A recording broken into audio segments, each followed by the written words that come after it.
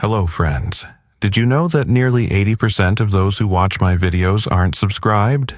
If you enjoy the content, I'd truly appreciate it if you hit that subscribe button.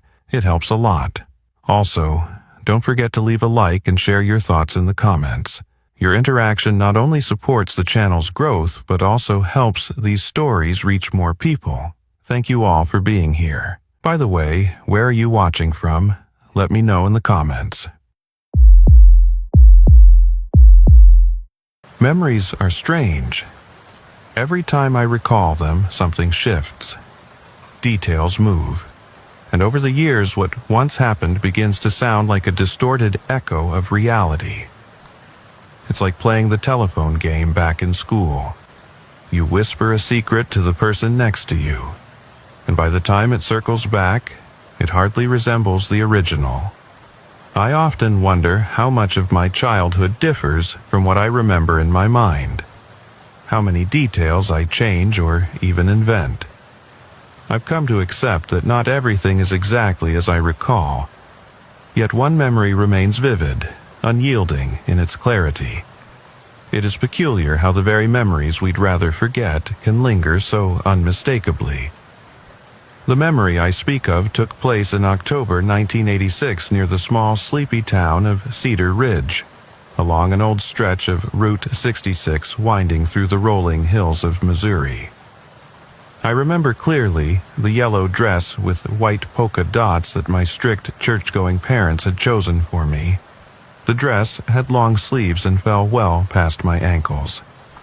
I hated that dress. It confined me in every possible way. But at the age of 11, we weren't expected to choose our own clothes. My older sister Savannah had just earned her driver's license and was determined to take her beloved '67 Chevy Impala out for a spin. Our mother reluctantly agreed, on the condition that I come along. Around 6 p.m., with dusk settling over the land, we set off. Savannah, still a bit uncertain behind the wheel, preferred to drive later in the evening so we could avoid heavy traffic. We cruised along narrow back roads and quiet side streets until we finally ended up on a lonely stretch of Route 66, bordered by ancient oak trees and accompanied by the distant clatter of a freight train rumbling by. For nearly an hour we savored the newfound freedom, the soft strains of country music emanating from the radio. We circled a roughly 10-mile loop between the small hamlets of Mill Creek and Pine Hollow. Back then, the road was nearly deserted, embraced by dense woodlands and quiet railroad tracks that etched the landscape like old scars. Then, suddenly, the engine began to stutter with an odd clack-clack.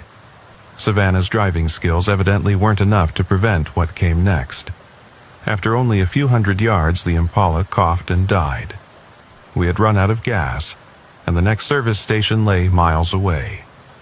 In those days, without any cell phones to call for help, we had no choice but to retrieve the gas can from the trunk and walk to the station. But the cumbersome dress made every step a struggle. After just 100 yards, Savannah noticed I was barely keeping pace. Without a word, she handed me the car keys and instructed me to stay inside while she went ahead. I locked all the doors and settled into the driver's seat. Through the rear window, I watched as Savannah disappeared into the dark. As a timid, frightened girl, I soon felt the cold tendrils of night crawl inside me. There were no streetlights, and since Savannah had set off, no other vehicle had passed by. Only the bright glow of the full moon revealed the silver outlines of a row of trees standing about 10 feet from the road. Alone in that ghostly silence, my fear grew. Everything was perfectly still. Not even the chirping of crickets could be heard. In that oppressive solitude, I tried to drift into a light sleep, hoping that Savannah would return soon. I leaned back, closed my eyes, and fought to push away the unsettling thoughts of a lurking shadow. After about 15 restless minutes, a sudden, icy chill shot down my spine, the feeling of not being alone, of being watched. I lay half-turned, my gaze fixed on the steering wheel, too terrified even to open my eyes. Finally, I took a deep breath, counted silently to 3, and peered into the rearview mirror. Nothing was there. A glance toward the driver's side revealed the same emptiness. "It's okay, it's all okay," I murmured to myself. No sooner had I offered those words of comfort than a paralyzing terror gripped me. In my mind, a sinister voice repeated, "Don't look back, don't look back, don't look back." My heart pounded and my body froze as panic took over. I tried to convince myself that it was just my imagination. Nothing was really out there. But then, the shadow that had been covering the driver's side shifted. First, it seemed to vanish, then it reappeared suddenly, and then 3 deliberate knocks echoed on the passenger door. The unmoving shape outside now stirred. Someone, or something, was watching me. With trembling hands, I turned around. "Hello," I stuttered, my eyes slowly adjusting to the darkness. A deep, commanding voice boomed from outside. "Aren't you a bit young to be out here alone, miss? Where are your parents?" The man was unnaturally tall, his presence almost superhuman, and his gaze, deep, impenetrable, and void of emotion, sent a shiver through my veins. "Miss," he repeated in a monotone, "where are your parents?" I'm with my sister. Our car broke down and she went to get gas. I can't leave the car because of this dress," I managed to say, my voice barely above a whisper. A faint, almost mocking smile played at the corners of his mouth. "So, you're all alone," he observed, his tone laced with an unsettling amusement. Yes, sir," I replied uncertainly. "And when will your sister return?" "The nearest gas station is miles away. It might be a long wait," he added, his voice now creeping into the cadence of a predatory game. He pointed toward a dim blue light barely visible behind the trees. Yet, when I looked in the rearview mirror, no other vehicle was in sight. "But where's your patrol car?" I asked timidly. "Right there behind the trees," he replied, almost teasingly.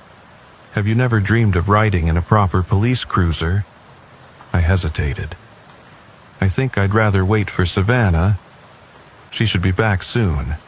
Be careful, it's late. If I don't get you home quickly, you'll be arrested for trespassing, and your parents won't like that," he threatened, his words carrying an eerie promise of something far worse than a simple delay. A new fear gripped me, the fear of being taken away by this strange man. My instincts screamed that something was terribly wrong, so I hesitated to exit the car.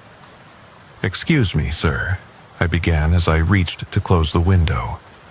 In that moment, he reached through the gap to grab me, and when I instinctively jerked back, my hand became trapped between the door and the window.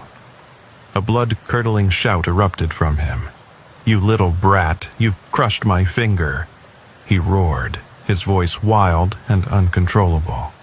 "I'm sorry," I whispered, sinking back into my seat as I hurriedly closed the window. Furious, he shook the door handle and rattled the car violently. "Open the damn door. Do you know how long you could be held for resisting?" He brandished something that looked like a baton, striking the roof and the window with it. "Open this door immediately, or I'll break it down. If you don't comply now, it will only get worse. I swear it." With another savage blow, a web of fine cracks spread across the window. I knew it was only a matter of time before he would force his way in. Okay, I sobbed, unable to overcome the terror that had taken hold of me. Then, in an almost eerie calm, he commanded, "Get out of the car and come with me to my cruiser." "Yes, sir," I murmured, trembling as I stepped out. "Come with me," he ordered, and I slowly began to follow. Deep down, every instinct urged me to run, but in that restrictive dress, each step felt like an uphill battle with nowhere else to go. We were only halfway toward the line of ancient oaks when suddenly the headlights of another vehicle illuminated the narrow dirt road. "Come on," he growled, seizing my arm and pulling me toward the trees. We barely covered 15 feet when loud, insistent female voices burst into the night. "Let the girl go. She's not alone. This man isn't a cop. He's a fiend. Release her, demon. God sees everything. Come with us, little girl. Run away from that monster." The voices grew louder and more insistent, and in an instant the man released me and melted into the shadows of the trees. "Run, little girl. Run as fast as you can before he returns," the women cried out. I bolted, my feet pounding the gravel, as my dress tore in several places. Soon, I reached a small clearing where an old white delivery van, clearly a community vehicle from the local church, was parked.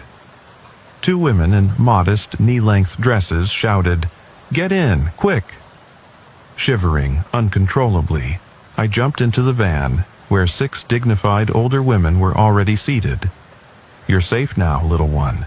We'll keep that fiend at bay," one of them soothed. "But my sister, she's still waiting," I whimpered. "We're staying with you, and as long as we're here, nothing will happen to you." Another reassured me, enveloping me in a protective hug. They repeatedly tried to keep me from peeking out the window, yet my curiosity got the better of me. What I saw haunts me to this day. The man, now moving on all fours, as if deprived of arms and legs, staggered unnaturally with pained, animal-like sounds through the dark.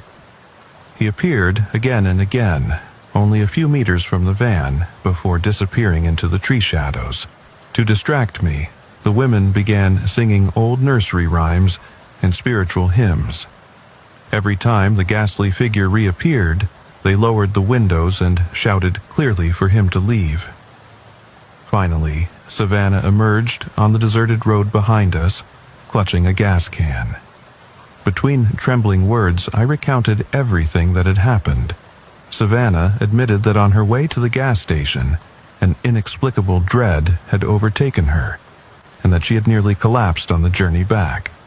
As she refueled the car, the women formed a protective circle around us. The eerie man stood motionless at the edge of the trees, barely more than a shadow, just 10 feet away, watching silently, his presence filling us with dread. Once the car was running again, the women promised to escort us home. We drove another half-mile before making a sharp U-turn and passing the spot where we had been stranded. Yet, as we continued, I caught sight of the man once more, this time crawling grotesquely along the asphalt, in a state so animalistic it defied explanation. On our way home, I kept a constant watch for the van of the women, fearing the ghastly man might return. When we finally arrived at our driveway, the delivery van had vanished. My mother was already on the porch, her eyes full of worry and tears. She had felt something was wrong. After I told her everything, she called the police, who took our statement. I thought I would never hear from that strange man again. But months later, a local newspaper reported on a missing girl last seen in a park near the spot where our car had broken down. Witnesses claimed they saw the girl speaking with a tall man in a police uniform. Even now, I sometimes shudder when I recall that night and the sight of that ghastly figure. And I remember the women in the van, how they appeared in the darkest hour and then vanished as mysteriously as they had arrived. Were they angels sent from above, or merely brave souls defying the supernatural? The truth remains hidden in the shadows of my memory. It was a bitter, moonless night in a quiet Midwestern town. A town where familiar faces once roamed the sidewalks with the assurance of safety.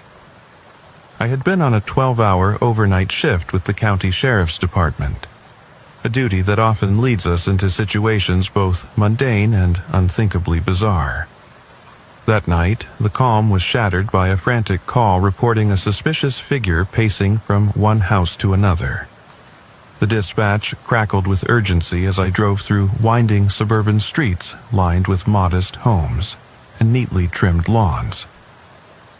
Somewhere amid the routine reports of minor disturbances, this call held an ominous note. I arrived at the residence of the concerned citizen, a middle-aged man whose trembling voice and wary eyes told me that he had seen something he wished he hadn't. Clutching his smartphone as if it were a lifeline, he showed me the grainy footage captured by his Ring doorbell camera. In the video, the image of a middle-aged woman with long, wiry hair emerged from the dim light. She moved with an unnerving deliberateness, her eyes locking with the camera as if she were trying to communicate a dire message.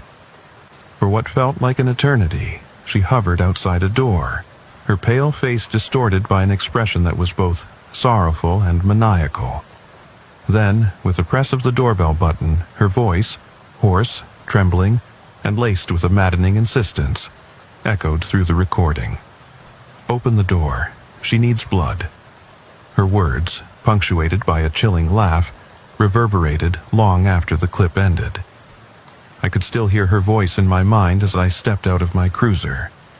The suburban street, usually bathed in the comforting glow of porch lights and the distant hum of traffic, now felt like a stage set for a horror film.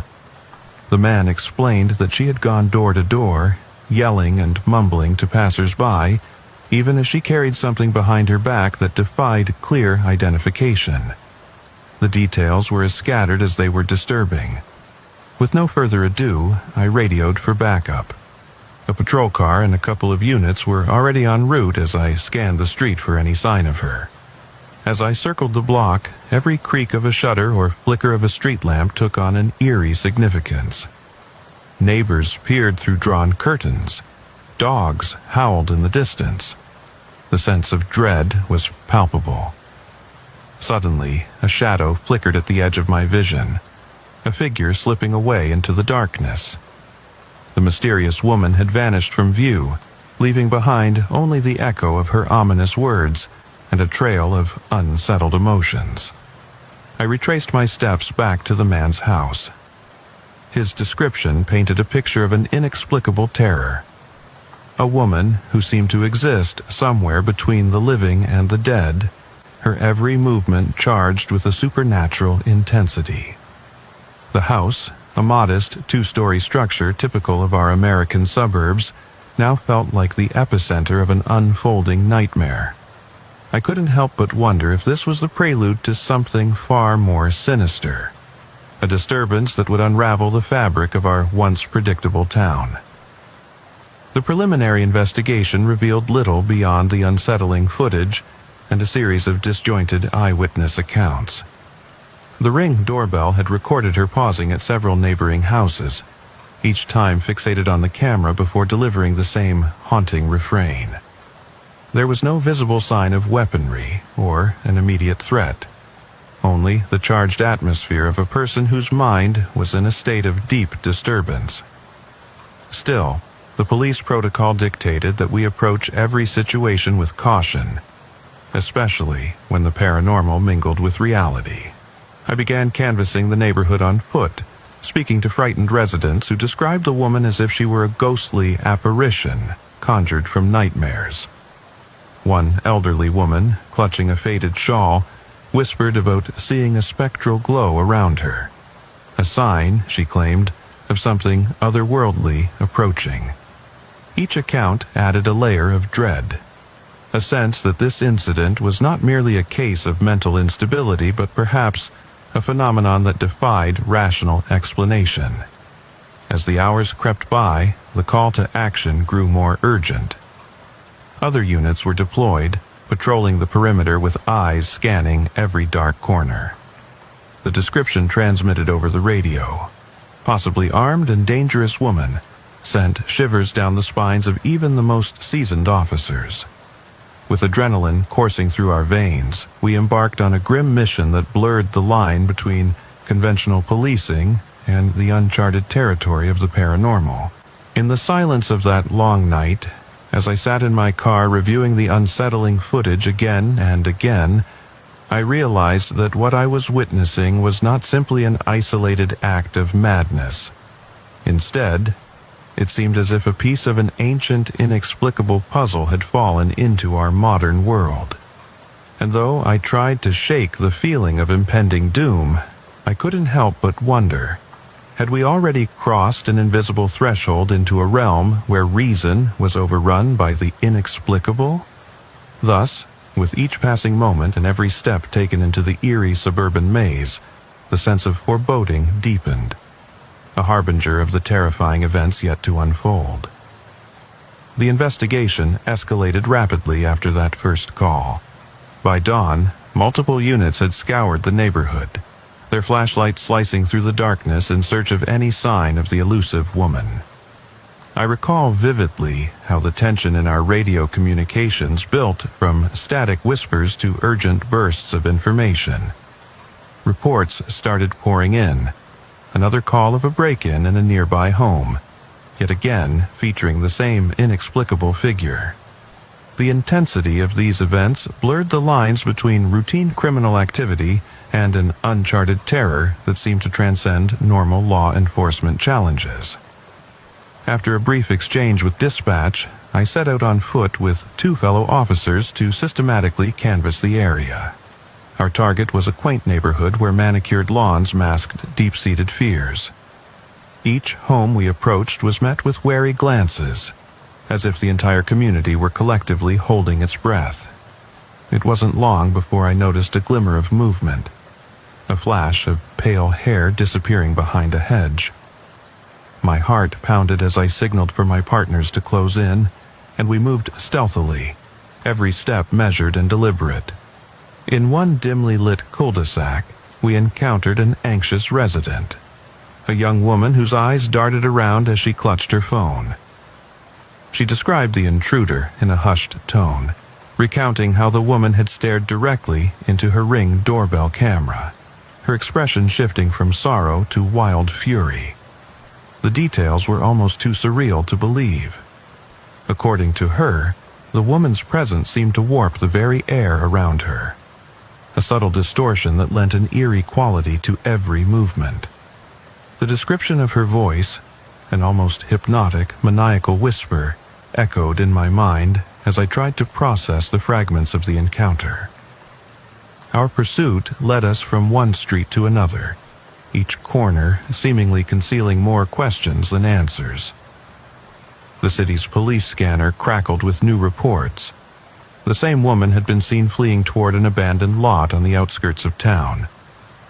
We raced there, sirens wailing, only to find an empty space littered with remnants of forgotten lives, a stark contrast to the meticulously maintained suburban neighborhoods we had just left behind.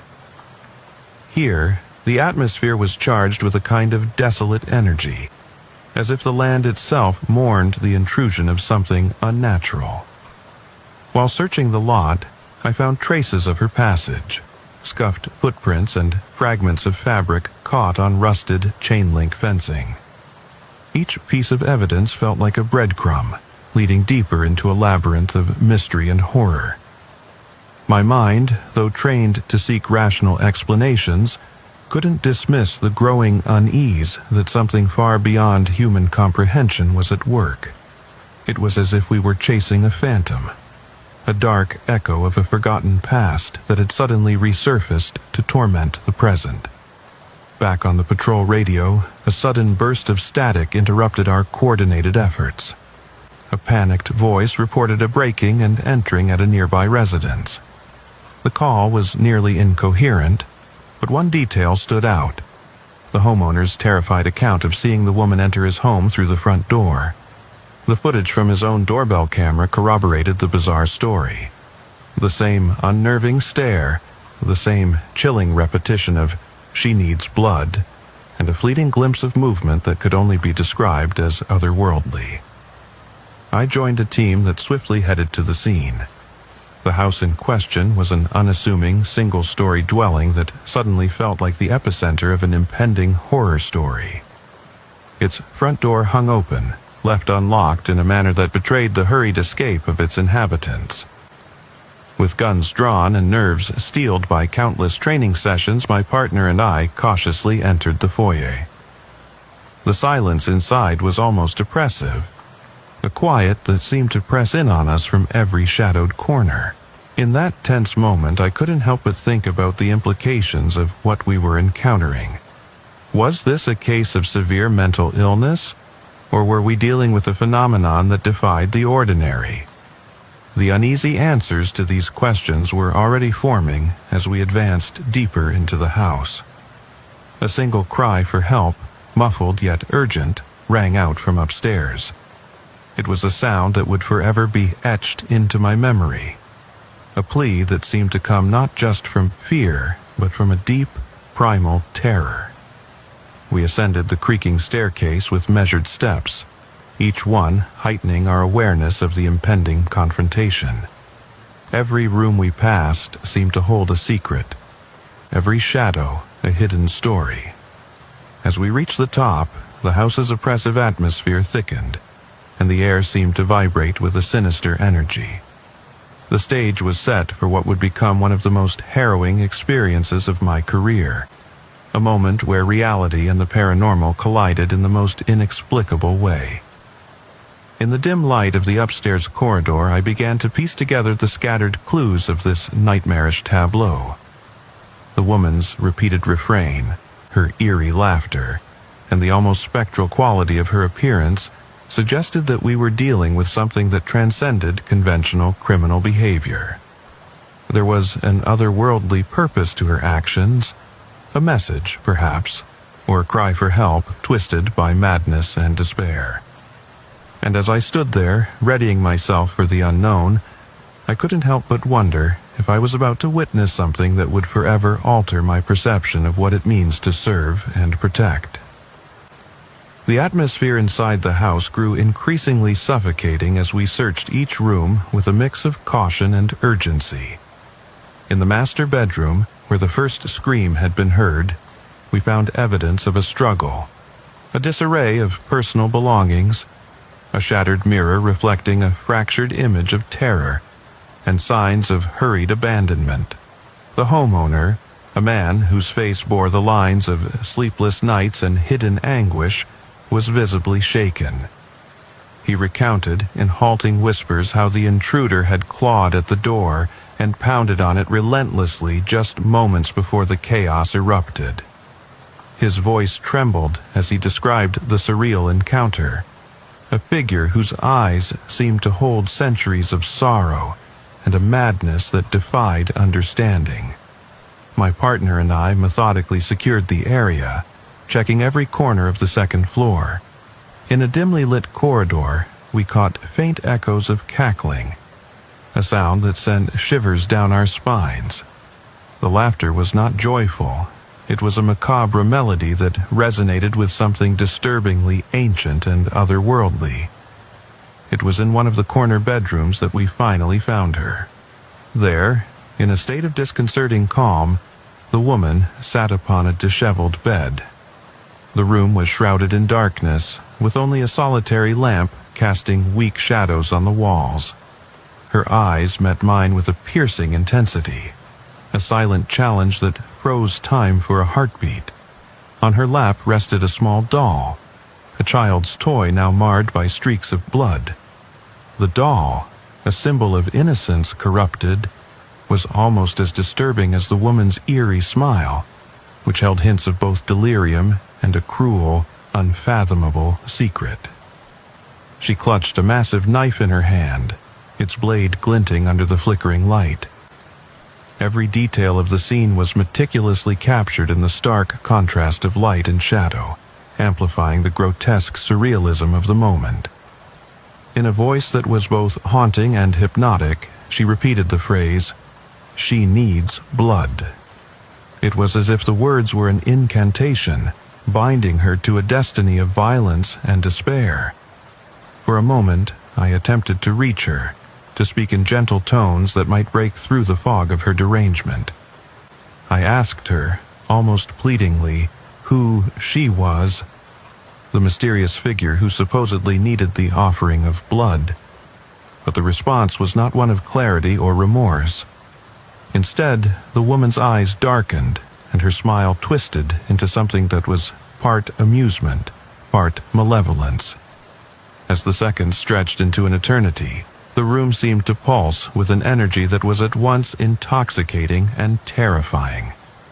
My partner's hand tightened on his holster as he watched the unfolding scene with a mixture of disbelief and readiness.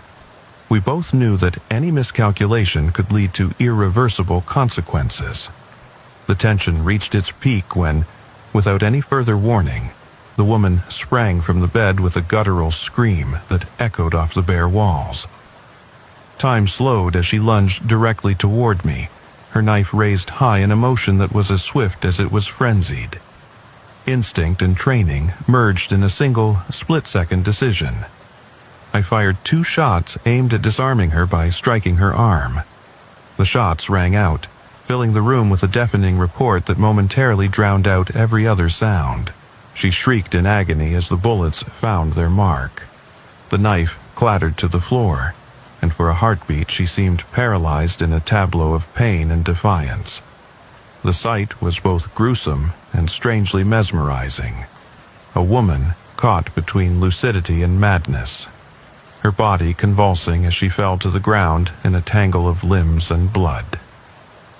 The room, once a scene of eerie calm, now erupted in chaos as my partner and I moved swiftly to secure the area. We cuffed her, our hands steady despite the adrenaline coursing through our veins. Even as she writhed on the floor, the woman's eyes burned with an unyielding intensity, a silent promise that her message was far from over. Amid the commotion, we noted that her wounds were severe.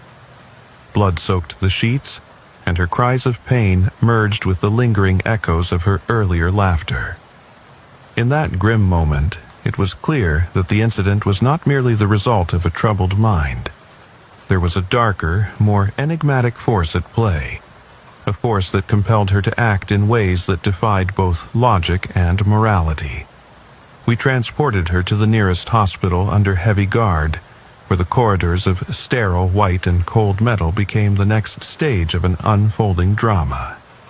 In the back of the ambulance, as I sat listening to the rapid beeps of monitors and the hushed murmurs of paramedics, I couldn't shake the feeling that this was only the beginning. The woman's final look, a mixture of terror, defiance, and a hint of something unworldly, haunted my thoughts. It was as if she had left behind a question that would linger long after the night had ended. Who was she, and what did she truly need? In the days following that harrowing night, the investigation took on an intensity that bordered on obsession. The police department, unaccustomed to dealing with events that straddled the line between criminal behavior and the paranormal, launched a full-scale inquiry. Every detail was scrutinized: footage, eyewitness accounts, forensic evidence, each element analyzed for any clue that might explain the inexplicable. The case quickly evolved from a seemingly isolated incident into a labyrinth of mystery, horror, and unanswered questions. In the briefing room at headquarters, officers and detectives gathered around a large table strewn with photographs, diagrams, and transcripts of 911 calls. The atmosphere was heavy with tension and disbelief as we reviewed the footage from multiple doorbell cameras. Each recording revealed a similar pattern: the woman's unblinking stare into the camera, the repetitive chant of "she needs blood," and that disconcerting smile that hinted at a deeper, more disturbing agenda. It was as if she were part of a ritual, an unwilling participant or perhaps a victim of a force beyond her control. I spent countless hours poring over the case files and re-interviewing the terrified witnesses. One recurring theme was the notion that the woman was not acting entirely of her own volition. Several neighbors mentioned that her behavior had an almost trance-like quality, as if she were being compelled by something greater than herself. One elderly man recalled an old local legend. a story passed down through generations about a restless spirit, a female apparition who roamed the night seeking retribution for a centuries-old injustice. His voice was quavering as he described how, long ago, a woman had been wronged so profoundly by society that her soul had been cursed, doomed to wander and inflict a ritualistic terror upon the living. This notion of a curse, of spectral vengeance, was echoed in obscure local lore, and even in some fringe academic circles. I reached out to a professor of folklore at a nearby university who specialized in paranormal legends. Over several interviews, he explained that the pattern of behavior, door-to-door visits, the insistence on blood as an offering, the bizarre fixation on cameras, had parallels in historical accounts of witchcraft and ritualistic madness. Although his credentials were rooted in folklore rather than hardline criminal psychology, his insights provided a framework for understanding the inexplicable. The professor suggested that the woman's actions might be a manifestation of a long-dormant curse, one that had been reawakened in the modern age by forces unknown. Yet, despite these fascinating theories, there remained a glaring enigma: the woman's identity and her true motive. Her past was a blank slate in the records, and her sudden emergence left no traceable history. Was she a victim of severe mental illness, or had she been chosen, unwillingly or otherwise, as an instrument of something beyond mortal comprehension? The police investigation was caught in a paradox, straddling the familiar confines of law enforcement and the nebulous territory of the paranormal. In our debriefings, some of my colleagues openly admitted that the case defied all conventional explanation. "It's like chasing a ghost," one veteran officer remarked, his voice low and laden with incredulity. "We're used to dealing with criminals, people with motives and histories, but this is something else entirely." The notion unsettled me deeply. I found myself haunted by the idea that perhaps the fabric of our reality had been momentarily torn, revealing a glimpse into a realm where the past, present, and supernatural collided in a disturbing dance. The local media had caught wind of the story, and soon every news channel and newspaper was abuzz with headlines that blurred the line between fact and folklore. Speculative theories ranged from government experiments to demonic possession, and while many dismissed these as sensationalist exaggerations, the undercurrent of unease was undeniable. In coffee shops and local bars, citizens whispered about curses and restless spirits, and the once placid neighborhood now seemed permeated with an inexplicable dread. In the midst of these swirling theories, one detail persisted in the minds of investigators: the small, blood-stained doll that had been found clutched in the woman's grasp. Its presence was an eerie reminder that, despite the overwhelming chaos, there were tangible clues to be followed. Forensic experts worked around the clock, analyzing every fiber of the doll's fabric, the origin of the bloodstains, and any connection it might have to missing children or past tragedies. Yet, every test returned inconclusive. A mystery within a mystery, as if the doll were a deliberate message from another realm. I found myself obsessively drawn to the case files, rewatching the footage and reliving every moment of that terrifying encounter. At night, in the silence of my modest apartment, I would stare at the blank wall, the woman's face haunting my dreams. There was a sense of inevitability in my thoughts, that this case was not destined to resolve neatly, but rather to leave a lingering scar on our collective consciousness. And perhaps, in the end, that was the true horror of it all, a reminder that some mysteries are meant to remain unsolved, forever echoing in the darkness. The deeper we delved into the investigation, the more the case began to unravel into a tapestry of folklore, fear, and unresolved grief. The woman, the cursed doll, and the blood-soaked scene were all threads woven together by an unseen hand. A hand that reached across time and space to remind us that there are forces in this world that defy explanation, waiting in the shadows to be awakened once more. In the weeks that followed, as the community struggled to come to terms with the inexplicable events, the case took on a life of its own. The woman was taken into custody, and while her subsequent trial concluded with a verdict of not guilty by reason of insanity, the legal resolution did nothing to ease the lingering terror.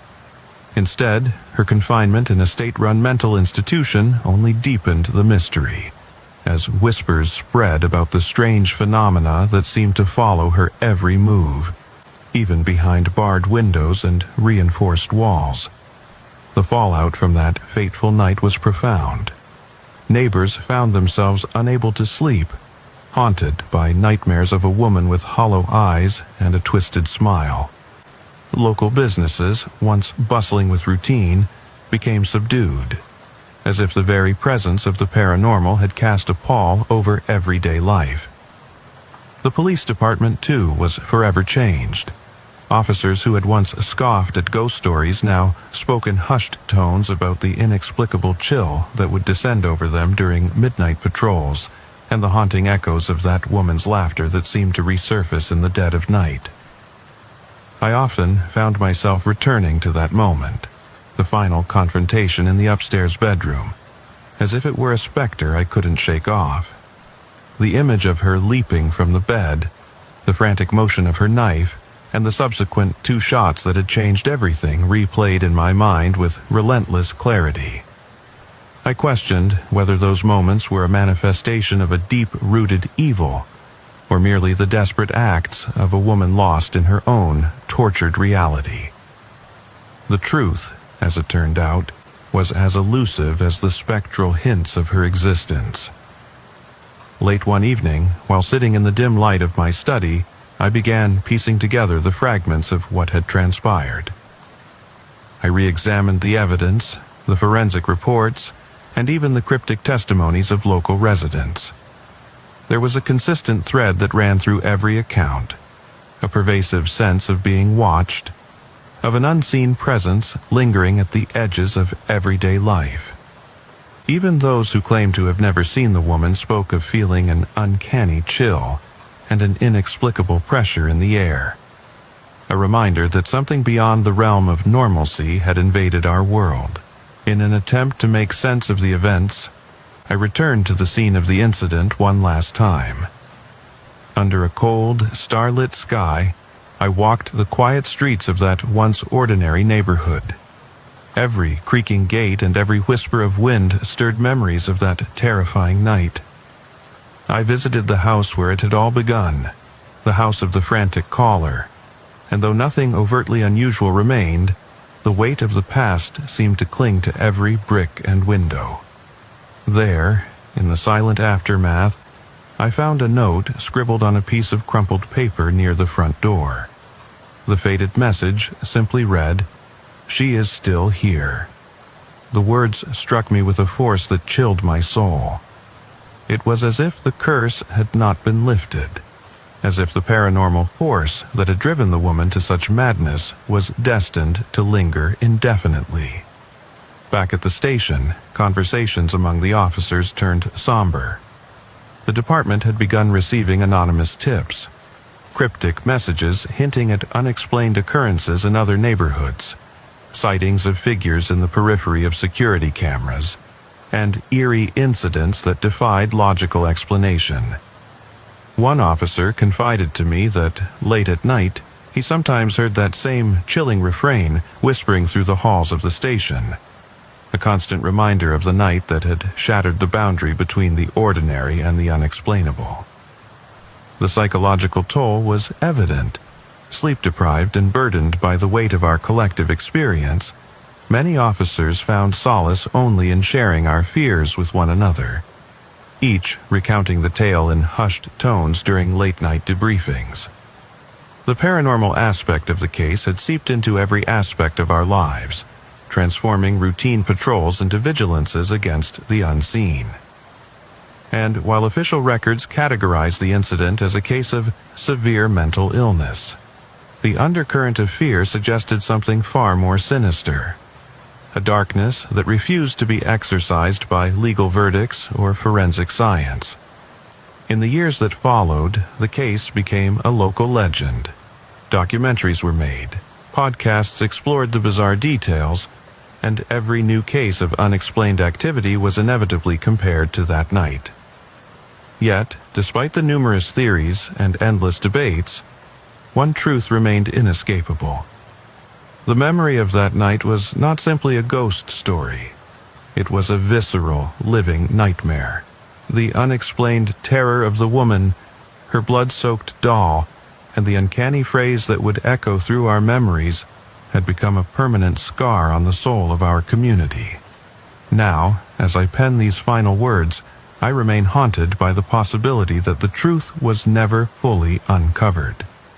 Perhaps the paranormal force that had driven her was not confined to that one incident, but was a lingering echo, a curse that might one day reawaken and cast its shadow over another unsuspecting town.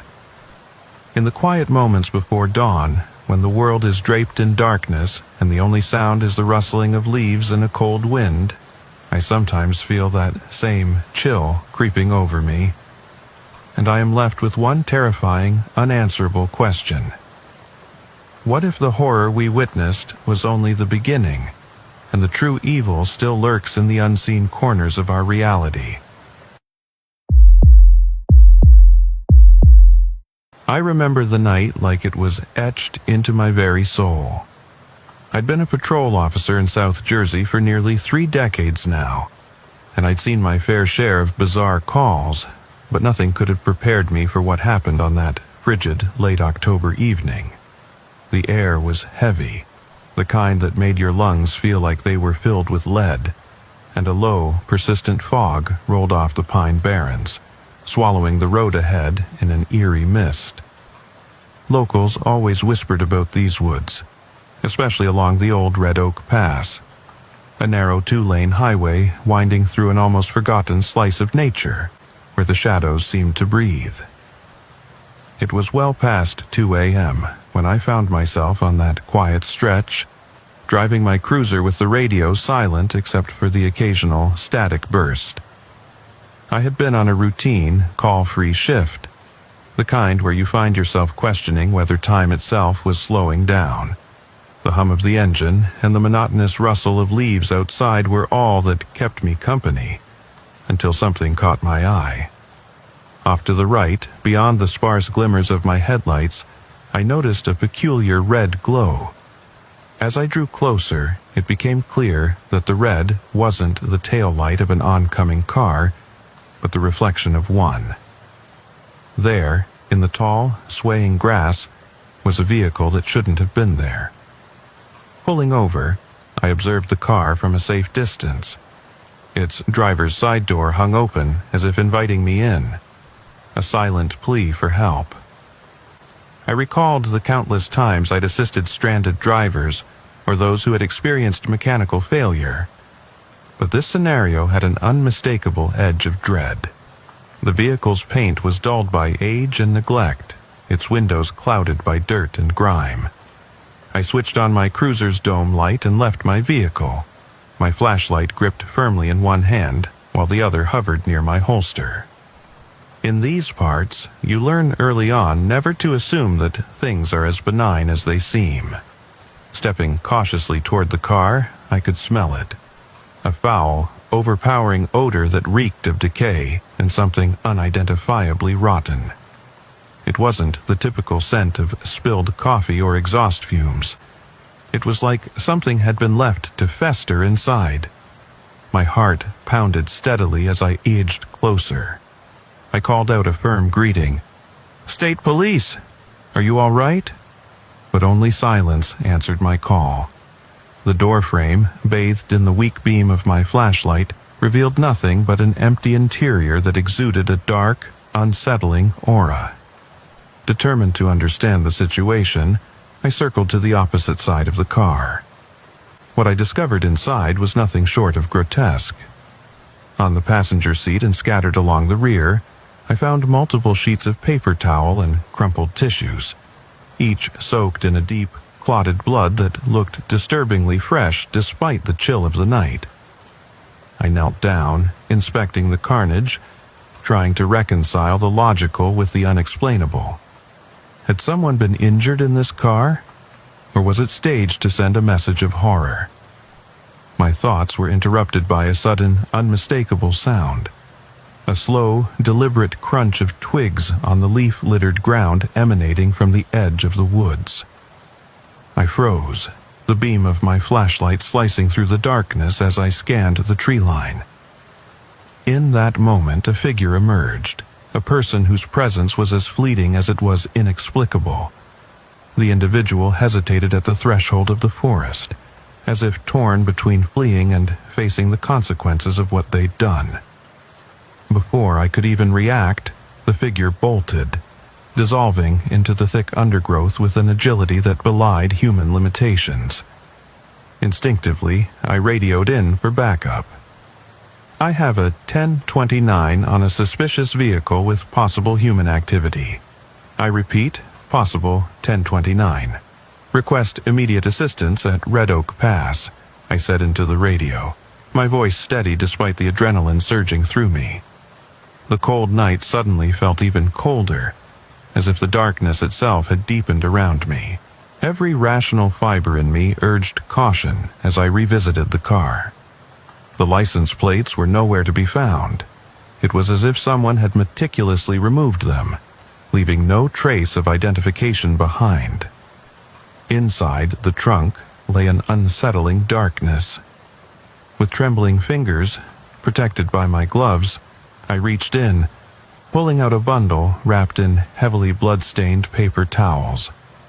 My stomach churned as I unwrapped the bundle slowly, the beam of my flashlight revealing a severed human hand. Its skin was a ghastly shade of pale red, the nails bitten down as if in a desperate struggle. I stood there for what felt like an eternity, my mind racing to connect fragments of evidence with the inexplicable dread that was now gripping me. The call for backup had already set off a chain of events that night.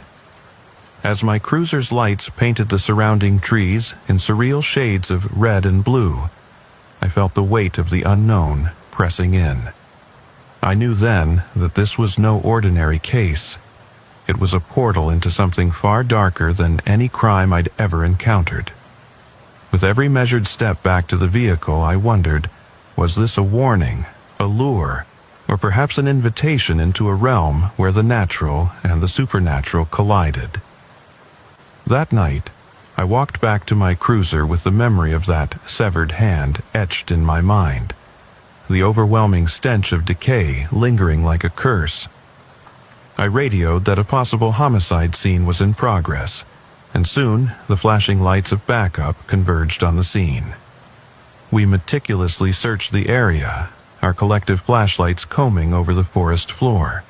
Yet the trail of the mysterious figure had vanished as though it had never existed.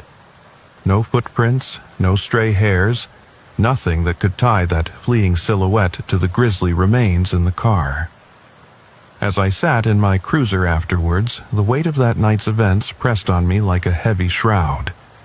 I couldn't shake the feeling that the forest had secrets it would never willingly divulge, and that some truths were better left undiscovered. Even now, as I write this down for the case file, I can still hear the echo of that unearthly whisper, a deep, resonant voice that came from the dark woods and refused to be silenced. Backup arrived shortly after my frantic call for help. Within minutes, fellow officers and even a K-9 unit had been dispatched to the scene. The bright, oscillating lights of the patrol vehicles cast frantic shadows over the dense canopy of the pine barrens, intensifying the surreal atmosphere of the investigation. We cordoned off the area, and I briefed my team on what I had encountered, a situation so bizarre and horrifying that it was hard to believe it could have unfolded in our quiet county. The team split up, some to secure the vehicle and document the grisly scene, and others to comb the nearby woods for any sign of the fleeing suspect. I, still reeling from the shock of the discovery, retraced my steps to the edge of the forest. The dense foliage was impenetrable, its thick undergrowth and gnarled branches obscuring any clear path. I walked slowly, every rustle of leaves underfoot echoing in the cold silence of the night. With my flashlight shaking slightly in my grip, I made my way deeper, determined to find even a trace of that elusive figure. The further I ventured, the more disorienting the forest became. The sound of my own breathing was drowned out by a distant, almost imperceptible murmur. A sound that seemed to emanate from the very ground itself. At first, I dismissed it as the wind twisting through the trees, but then I began to notice patterns, rhythmic, deliberate footsteps that didn't match the natural sounds of the forest. I paused, listening intently, heart pounding as the silence thickened. In that oppressive quiet, I could almost feel unseen eyes watching me, a sensation so unnerving it sent shivers down my spine. Back at the scene, officers were busy collecting evidence. Forensic technicians meticulously dusted the interior of the car for fingerprints, while another unit set up a temporary command post on the roadside. One of the detectives, a seasoned investigator with lines of experience etched into his face, leaned in close to inspect the bizarre details. "This isn't just some random act of violence," he muttered, more to himself than to anyone else. "There's something off about all this." I couldn't disagree. Every instinct told me that this case was spiraling into realms beyond mere human cruelty. I radioed in, "Dispatch, this is Officer Miller. I'm heading back into the woods to recheck the area near the vehicle. There's something in these woods that isn't right." The response was immediate and cautious. Another officer was already on his way.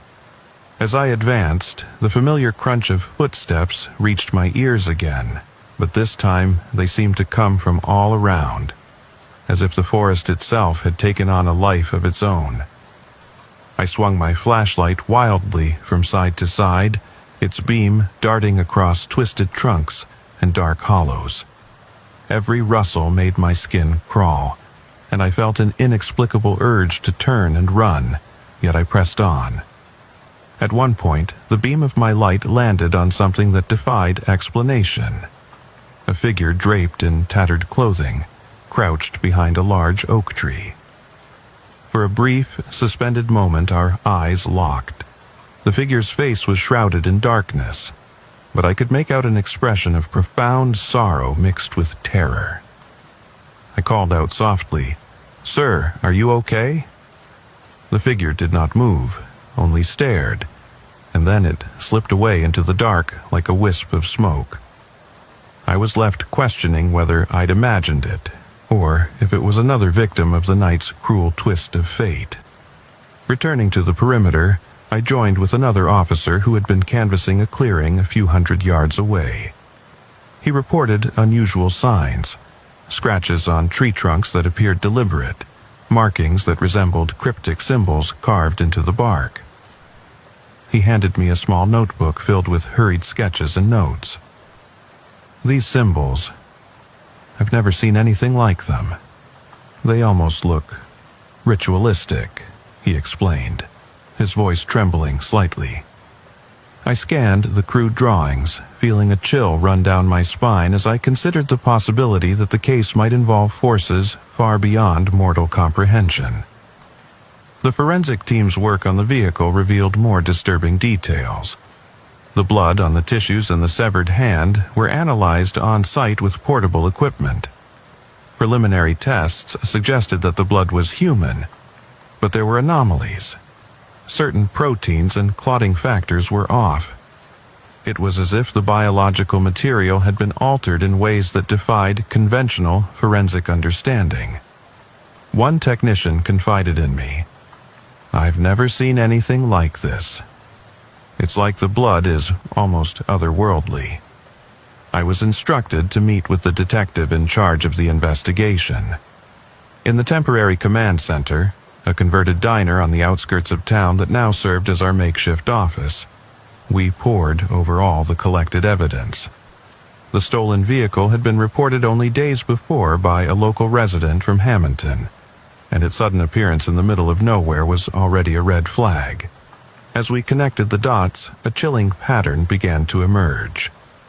This wasn't an isolated incident, but part of a series of unexplained disappearances and bizarre occurrences reported over the past few months along these very roads. Hours turned into an eternity as we debated our next steps. The deeper we delved into the evidence, the more surreal and unsettling the case became. I couldn't shake the feeling that something was deliberately obscuring the truth. A hidden hand in the shadows that made every piece of evidence more cryptic and sinister. I spent the rest of that long night documenting every detail, every strange symbol, and every inexplicable sound that echoed in the darkness.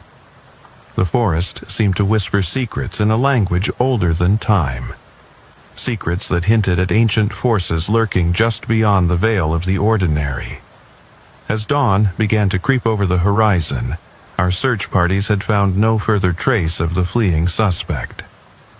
The K-9 unit, which had once confidently led us into the woods, eventually had to turn back, exhausted and without a single positive lead. The silence that followed was almost palpable. A heavy, oppressive quiet that made every heart in that command center pound in unison with the dread that had settled over us all. I sat in my patrol car as the first rays of sunlight broke through the mist, feeling a hollow emptiness inside. The case was locked in a limbo of unanswered questions. There were no clear leads, no fingerprints that matched any records, and an inexplicable lack of any coherent evidence linking the severed hand or the mysterious figure to any known individual. The paranormal nature of the incident was becoming undeniable. Even the detective, whose calm facade rarely cracked, admitted quietly, "This is something else entirely, like we've stepped into another realm." That day, as I drove back to the station, my mind replayed every detail of the night. I knew that what I'd encountered was not only a crime scene, but a crossroads where reality and the paranormal intersected. A place where human logic fell apart and the inexplicable reigned. The forest had guarded its secrets well that night, leaving me with more questions than answers, and a lingering, unshakable dread that I was about to be pulled deeper into its dark embrace. In the weeks that followed that fateful night, the case evolved into something far more intricate than a simple criminal investigation. I became increasingly obsessed with unraveling the mystery behind the stolen car, the severed hand, and the cryptic symbols carved into the trees. Every moment of quiet in the station was filled with restless thoughts and sleepless nights as I pored over evidence, rechecked case files, and tried to connect the seemingly disparate threads that now bound this case to a larger, inexplicable tapestry. I began by retracing every detail of that night. I revisited the scene at Red Oak Pass multiple times, this time accompanied by forensic experts and detectives determined to uncover any minute clue. Each visit only deepened the mystery. The forest, with its tangled underbrush and whispering leaves, seemed to shift in response to our presence. Every time we thought we'd found a lead, the woods would swallow it whole. A patch of disturbed soil here, a branch snapped there, leaving us with nothing but frustration and an unsettling sense of foreboding. At the station, I was joined by a special task force that combined local law enforcement with forensic psychologists and even an independent paranormal consultant, a man with a background in both criminal investigation and folklore. His name was Richard "Rick" Davenport, and he had spent the better part of his career investigating cases that defied conventional explanation. Rick brought with him a wealth of knowledge about the supernatural legends that had long haunted the Pine Barrens, including tales of spectral figures, cursed lands, and inexplicable phenomena. According to him, the symbols found on the trees were reminiscent of rituals once believed to be practiced by secret societies and even remnants of Native American mysticism. "There's an energy here," Rick explained in a hushed tone as we gathered around a cluttered table in the station's evidence room. "An energy that's both ancient and malevolent. It's as if these woods are a portal, and whatever lurks on the other side is seeping into our reality." Our investigation took on a new urgency when we received anonymous letters hinting at previous disappearances in the area. Accounts that dated back decades, even centuries. These letters, written in spidery cursive, described similar incidents: vehicles left abandoned, inexplicable bloodstains, and ghostly figures seen flitting through the trees. One letter, dated back to the early 1980s, detailed the case of a young officer who had vanished after reporting an encounter with a shadowy presence. The letter ended with a single chilling line: "Beware the silence that follows the scream." Each piece of correspondence, though cryptic and riddled with contradictions, lent credence to the theory that our case was part of an enduring pattern, one that blurred the boundaries between the physical world and something far darker. Rick and I decided to interview local residents who had lived near Red Oak Pass for most of their lives. At a small, time-worn diner in Hamilton, we met Marjorie, a woman in her late 70s who had seen more than her share of strange occurrences. With a trembling voice and eyes that had witnessed too many secrets, she recounted how, on certain nights, the forest seemed to come alive with eerie sounds. Whispers, soft as a lover's sigh, and deep, guttural growls that sent chills down your spine. "The woods aren't natural, you see," she confided. "They're haunted by what we cannot name. My old man used to say that those trees hold the souls of the damned." Her words, delivered in a thick New Jersey accent, resonated with the unsettling evidence we had collected. Parallel to our fieldwork, the forensic analysis of the blood and tissue from the vehicle's interior continued at the state lab. The scientists working on the case were perplexed. Not only did the DNA from the severed hand fail to match any profile in our extensive databases, but there were inexplicable anomalies in the tissue composition.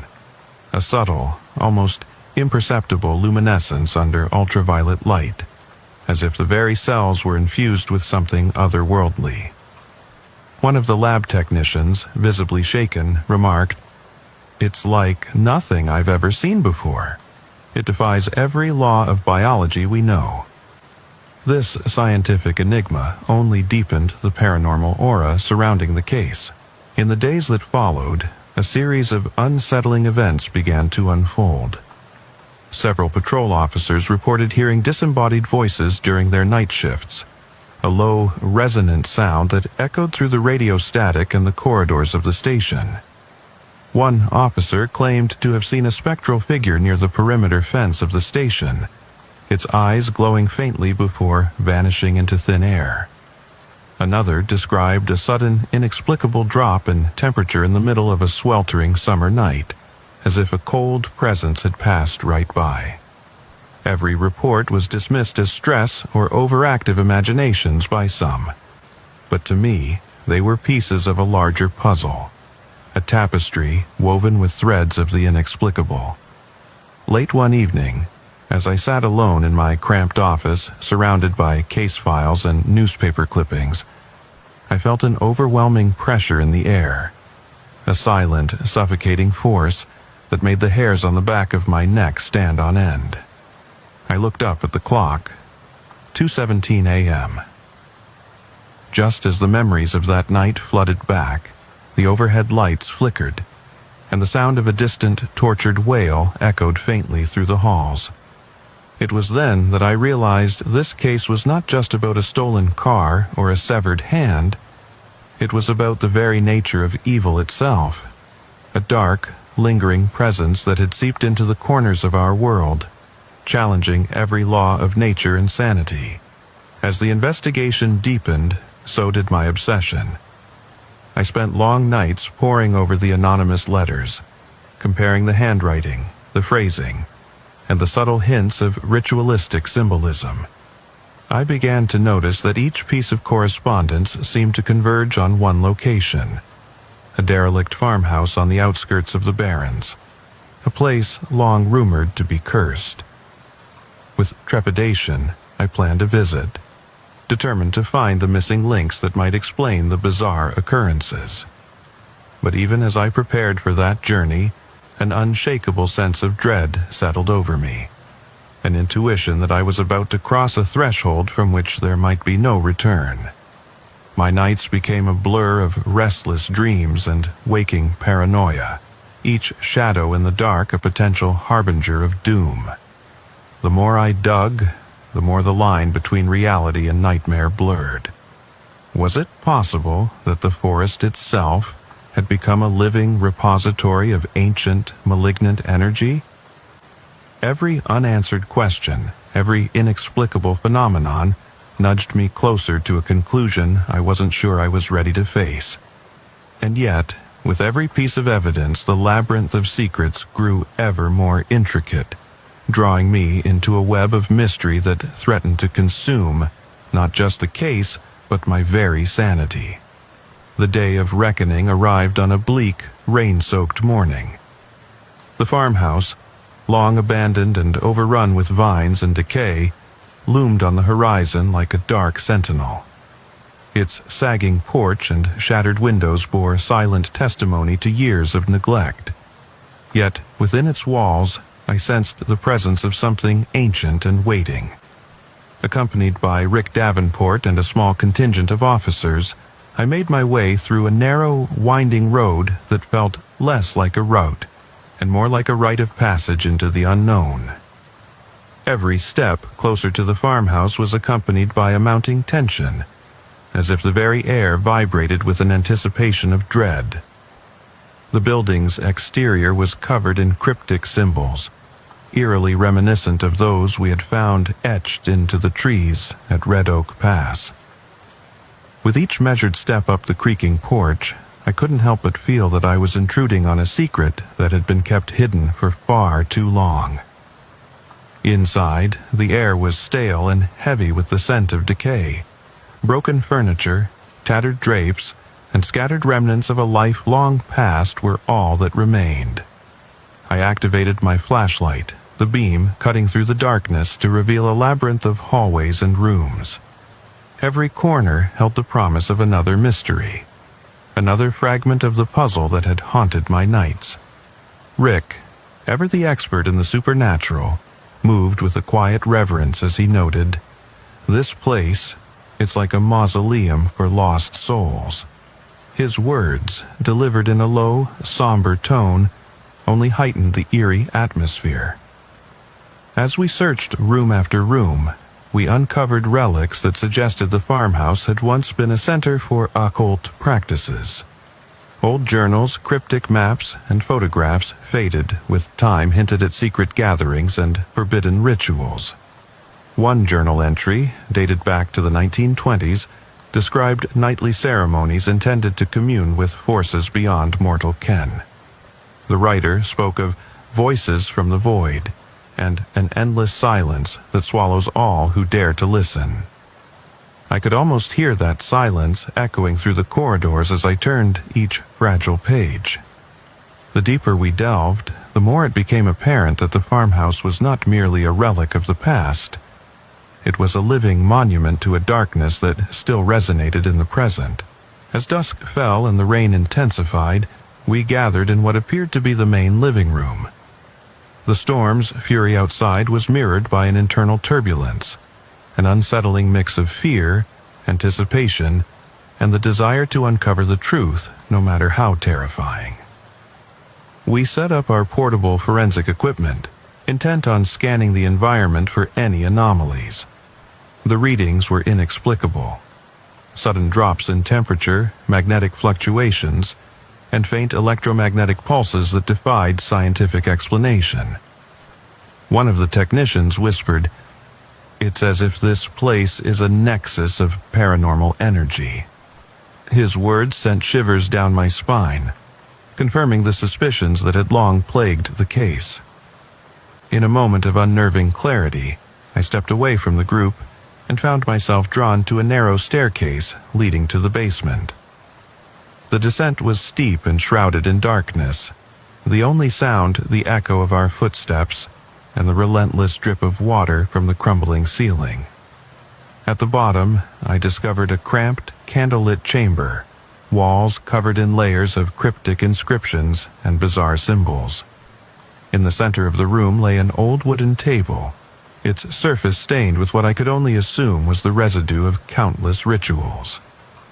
Beside it, a weathered leather satchel contained what appeared to be personal belongings of someone long lost. Photographs, letters, and even a blood-stained handkerchief. At that moment, a low, guttural sound began to reverberate through the basement. I turned slowly, heart hammering, and saw in the far corner a shape that defied logic. It was a shadow, darker than the darkness itself, its contours shifting as if it were made of smoke. The entity did not move with the urgency of a fleeing criminal. Instead, it seemed to watch me with a deliberate, unnerving patience. "Who are you?" I managed to whisper, though I knew deep down that no conventional answer awaited me. The silence that followed was more oppressive than any scream, an endless, suffocating void that threatened to swallow me whole. I stumbled back up the stairs, the image of that spectral presence burned into my mind. In the living room, the officers noticed my disarray. Rick placed a firm hand on my shoulder and said, "It's time to confront what we've been avoiding." With no other choice, we decided to conduct a final, all-out investigation of the farmhouse, determined to extract every last piece of the mystery before it could vanish into the shadows forever. As midnight approached, the storm outside reached a fever pitch. Lightning illuminated the battered walls of the farmhouse in brief, blinding flashes, while thunder roared as if the very heavens were warning us off.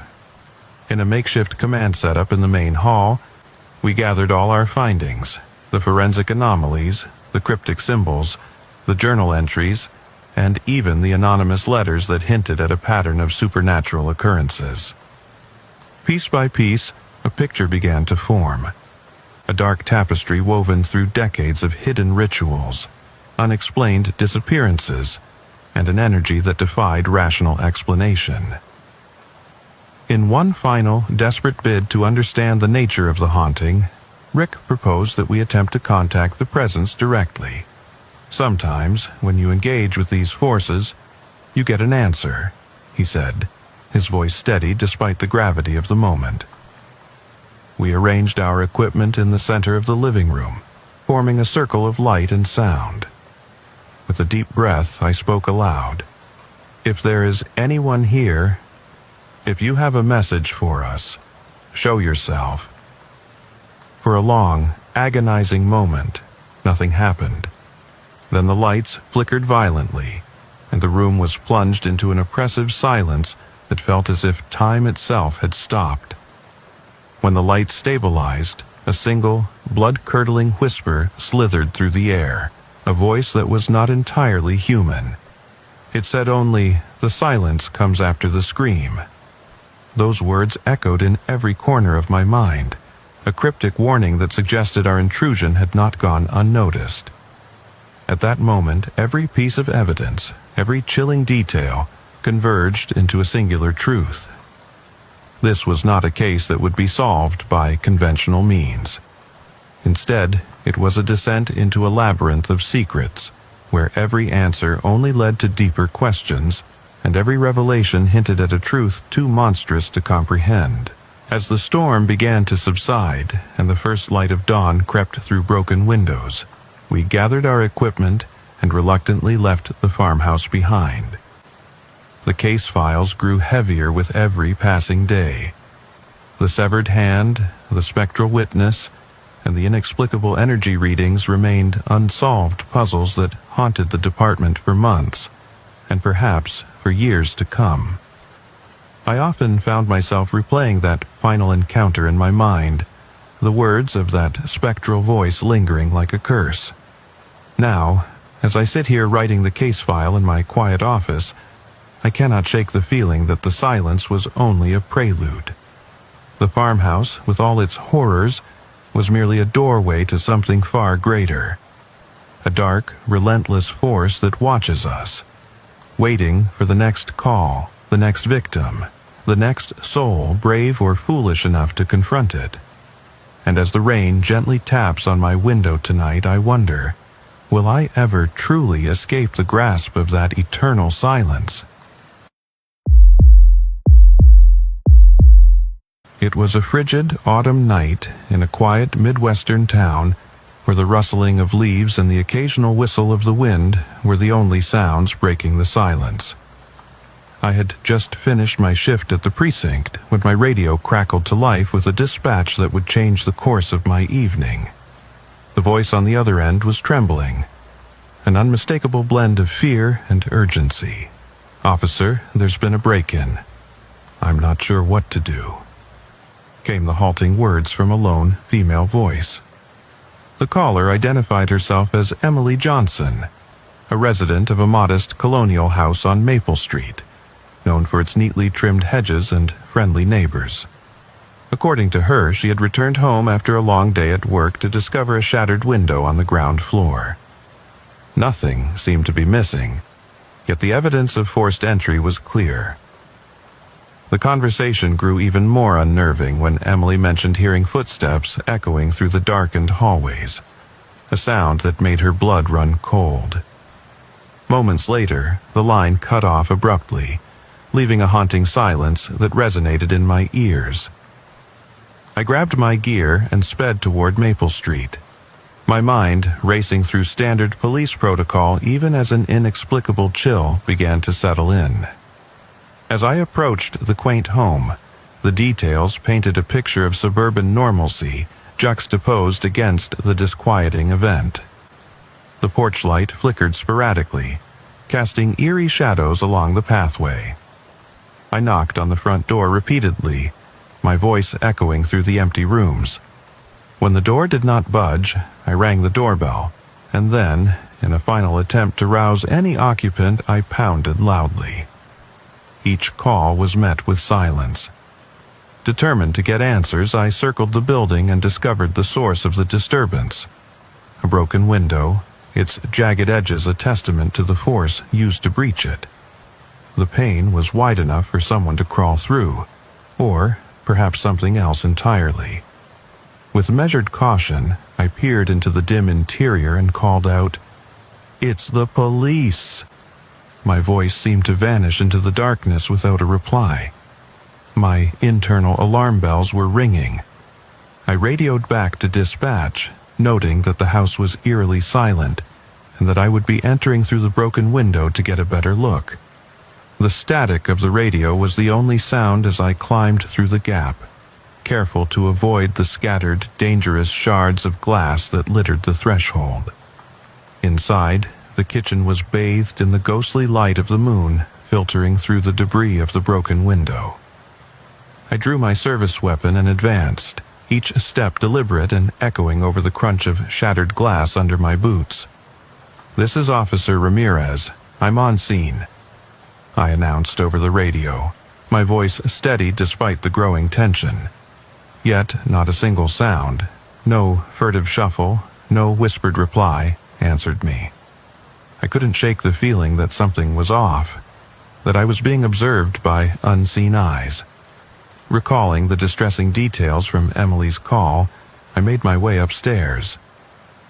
The creaking of the wooden steps was unnervingly loud in the silence of the house. The hallway was dimly lit by the natural glow of moonlight filtering through half-drawn curtains, casting long, distorted shadows that seemed to dance at the periphery of my vision. With my heart pounding, I called out, "Ma'am, it's a police officer." "Are you here?" The only answer was a faint, trembling, "Yes," coming from a room at the far end of the hall. Pushing open the door, I found Emily sitting on the edge of her bed, the soft glow of the moon illuminating her tear-stained face and wide, haunted eyes. Though she claimed to be physically unharmed, her voice quavered as she murmured, "I'm fine. I just—" Her sentence broke off, trailing into a choked whisper. The air in the room was heavy, and the natural light revealed every line of fear etched on her face. I explained that I was there in response to her call, and gently inquired why she had hung up and ignored the subsequent callbacks. Her eyes darted around the room before she stuttered, "No one is here. Please don't hurt me." In that moment, the atmosphere shifted palpably. The room seemed to tighten around us as if concealing secrets. I noted her subtle glances toward the darkened closet and the ominous space beneath the bed. There was an unspoken tension, a silent acknowledgement that something was amiss. In an effort to regain control and instill a semblance of order, I tried to reassure her. "Ma'am, I'm here to help.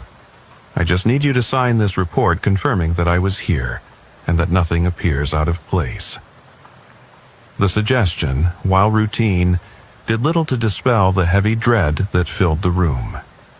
As Emily slowly rose from her bed, I couldn't help but feel that her movements were not entirely her own.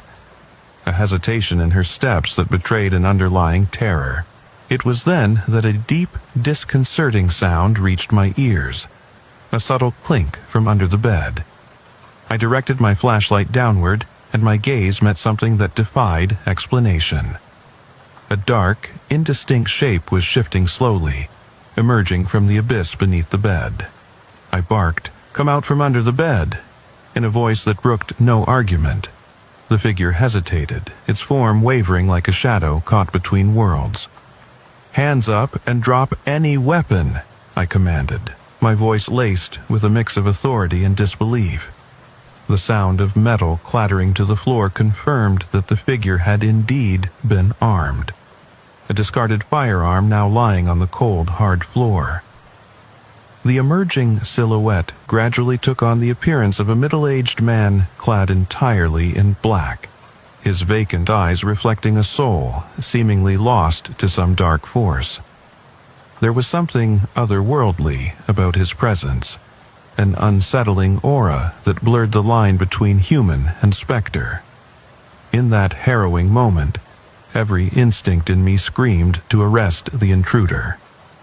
With practiced precision, I detained him on the spot, ordering him to stand down as I guided him outside into the chilly night. The distant wail of sirens signaled that backup was finally arriving. Yet I couldn't shake the unnerving realization that what had just transpired defied conventional explanation.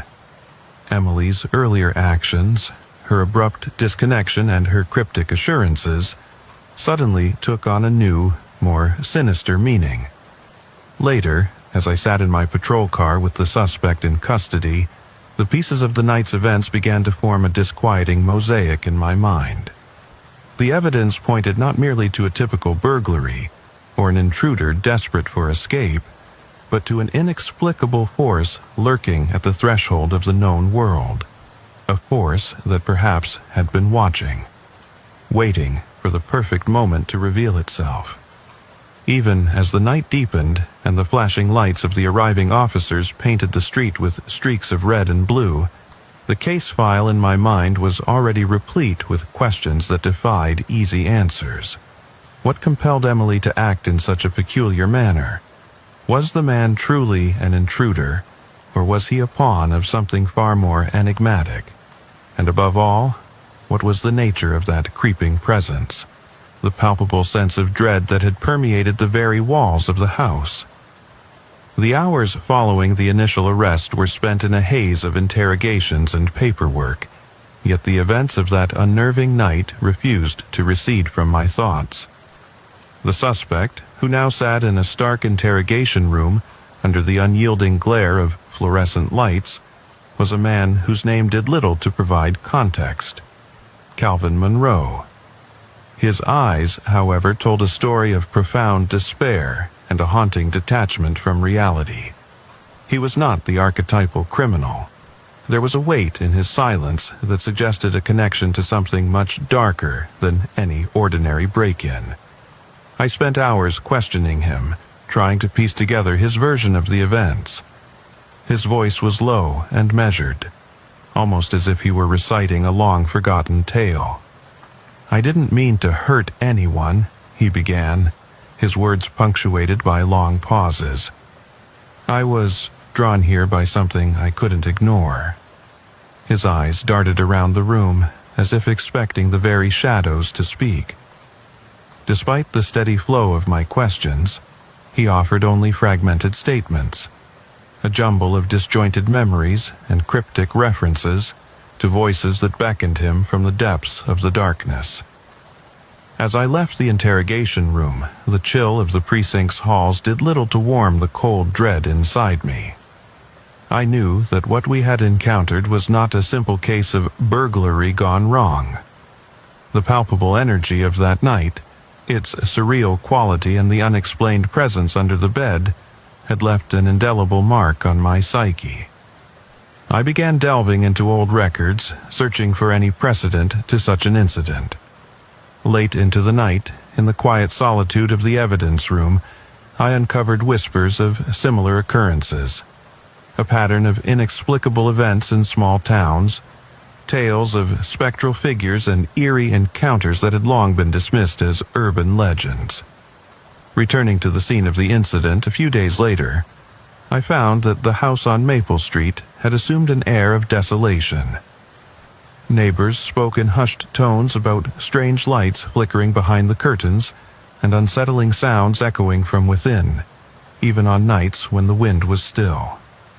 The local paper had run a short article, treating the event as an isolated case of home invasion. But those who had lived in the area for decades knew better. There was an undercurrent of mystery in the town's history, a shadowy legacy of unexplained phenomena. In a quiet interview with Emily, who now sat in the safety of her living room surrounded by concerned family members, I probed further into her recollections of that harrowing night. Her eyes were distant as she recounted every moment, every inexplicable detail. "It wasn't just a man," she said in a voice barely above a whisper. "It was like he was not entirely there. I felt something else, something that was watching both of us." The tremor in her voice was unmistakable, a blend of fear and a lingering sense of violation, as if an unseen presence had invaded not just her home, but her very mind. As days turned into weeks, the case grew colder on the surface, but I found myself drawn deeper into the labyrinth of paranormal possibilities. I met with other officers who had encountered similar inexplicable events, a pattern of strange occurrences in homes that once seemed perfectly ordinary. We exchanged stories over coffee in the break room at the precinct, each tale more surreal than the last. One veteran officer recalled an incident in which a suspect's eyes glowed unnaturally in the dark, while another spoke of inexplicable sounds that seemed to come from nowhere. Late one stormy evening, as rain pounded against the windows of my modest apartment, I received an anonymous envelope containing an old, faded photograph of the Maple Street house. In the background of the image, barely visible, was a figure standing in a doorway, its eyes hidden in shadow, its presence exuding an aura of menace. The photograph was dated over 50 years ago. Was it possible that this house, and perhaps the entire town, was haunted by echoes of a past long forgotten? The mystery deepened, and my determination to uncover the truth grew stronger. I revisited the precinct's archives and uncovered a series of unsolved cases from the 1960s and 1970s, all involving inexplicable home invasions, mysterious disappearances, and spectral sightings. Many of these incidents had been written off as the ravings of the superstitious, but now, in light of what had transpired on that fateful night, they took on an entirely new dimension. The threads of these old cases wove a tapestry of fear, one that seemed to stretch back into the very fabric of our community's history. One particularly chilling case involved a similar break-in at a farmhouse on the outskirts of town. Witnesses had described hearing footsteps that didn't belong to any human, and seeing fleeting images of a dark figure lurking in the background. The victim, much like Emily, had been too terrified to provide a coherent account of the intruder's identity.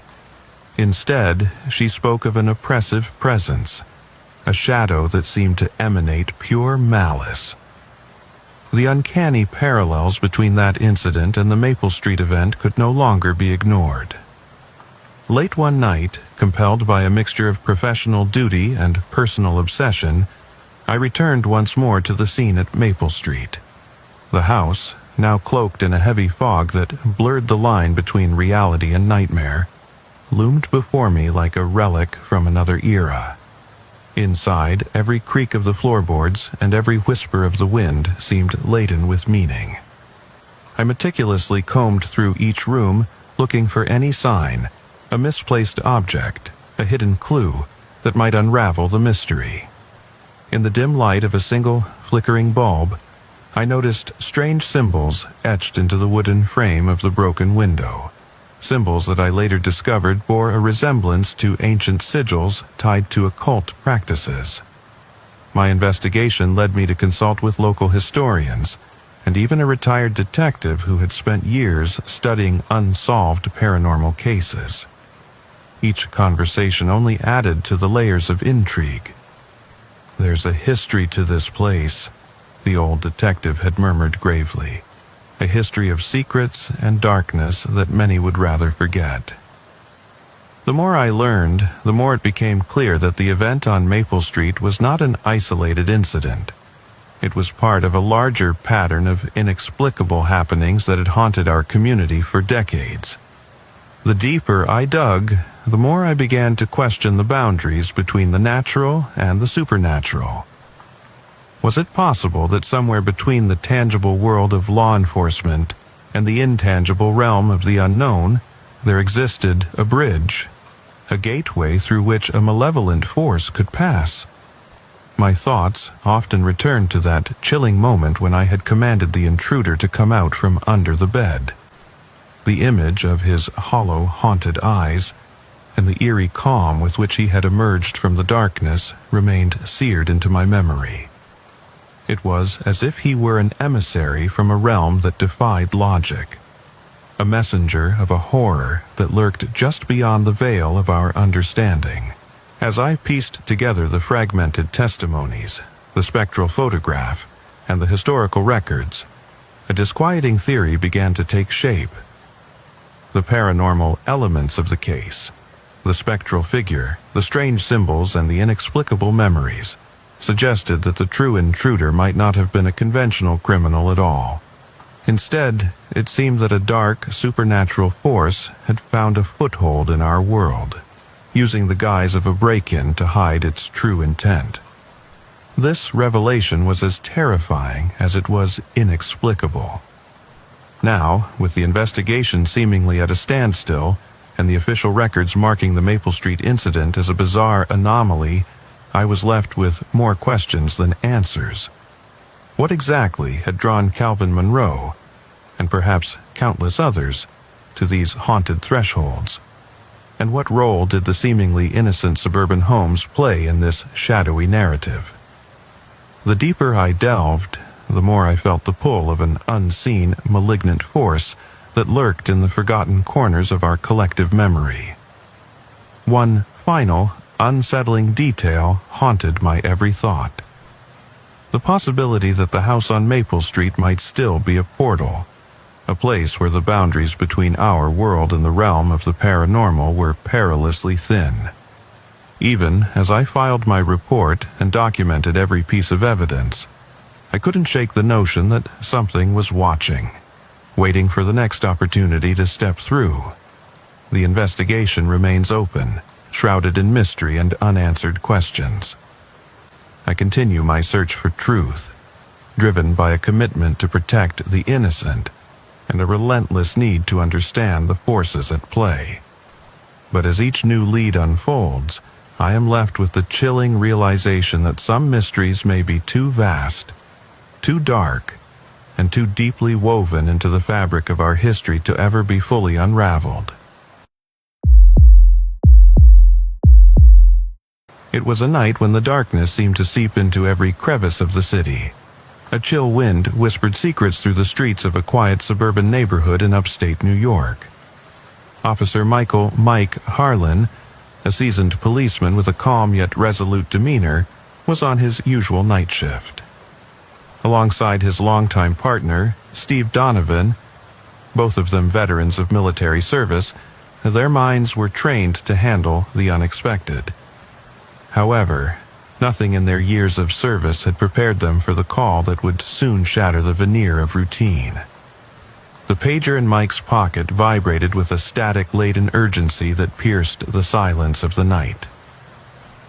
Unit 17, respond to Crescent Heights Apartments. Disturbance report, possible domestic issue. The dispatch crackled over the radio.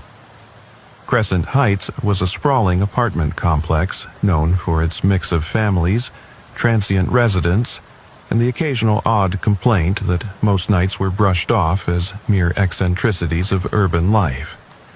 But tonight, something was off. There was an unsettling aura about the call, a low murmur of dread that had an almost otherworldly quality. Mike and Steve hopped into their patrol car, a well-worn cruiser with a history of its own, and sped down the rain-slicked streets, the flashing red and blue lights casting erratic shadows over the pavement. As they approached Crescent Heights, a sense of foreboding took hold. The apartment complex was bathed in the dim glow of streetlights, the surrounding lawns overrun with dew and an inexplicable congregation of residents. A huddle of figures clustered near the entrance, their hushed voices carrying a mix of fear and anxious speculation. Stepping out of the vehicle, Mike adjusted his uniform, its creases and badges a testament to years of service and the burdens of witnessing humanity at its most vulnerable. The duo met Mr. Jenkins, the complex's landlord, a jittery, middle-aged man with worry etched into his every line. In a rushed tone, he explained that one of his tenants, a man named Adam, had been causing a commotion. "I keep getting calls about him," Mr. Jenkins stammered.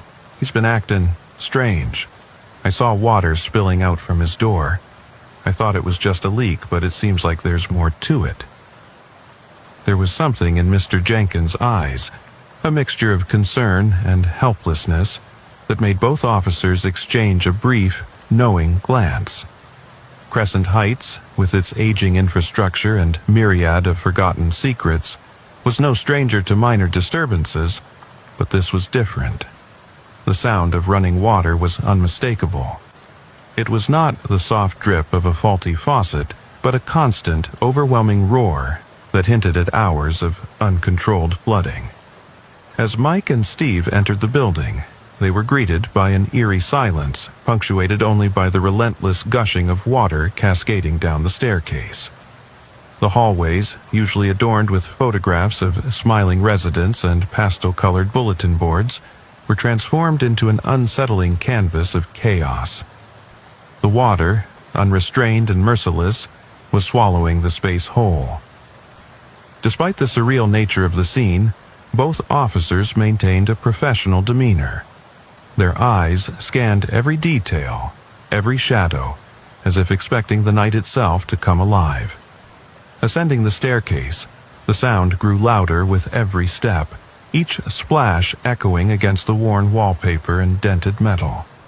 The corridor leading to Adam's apartment was bathed in a ghostly light from the overhead fluorescents that flickered sporadically.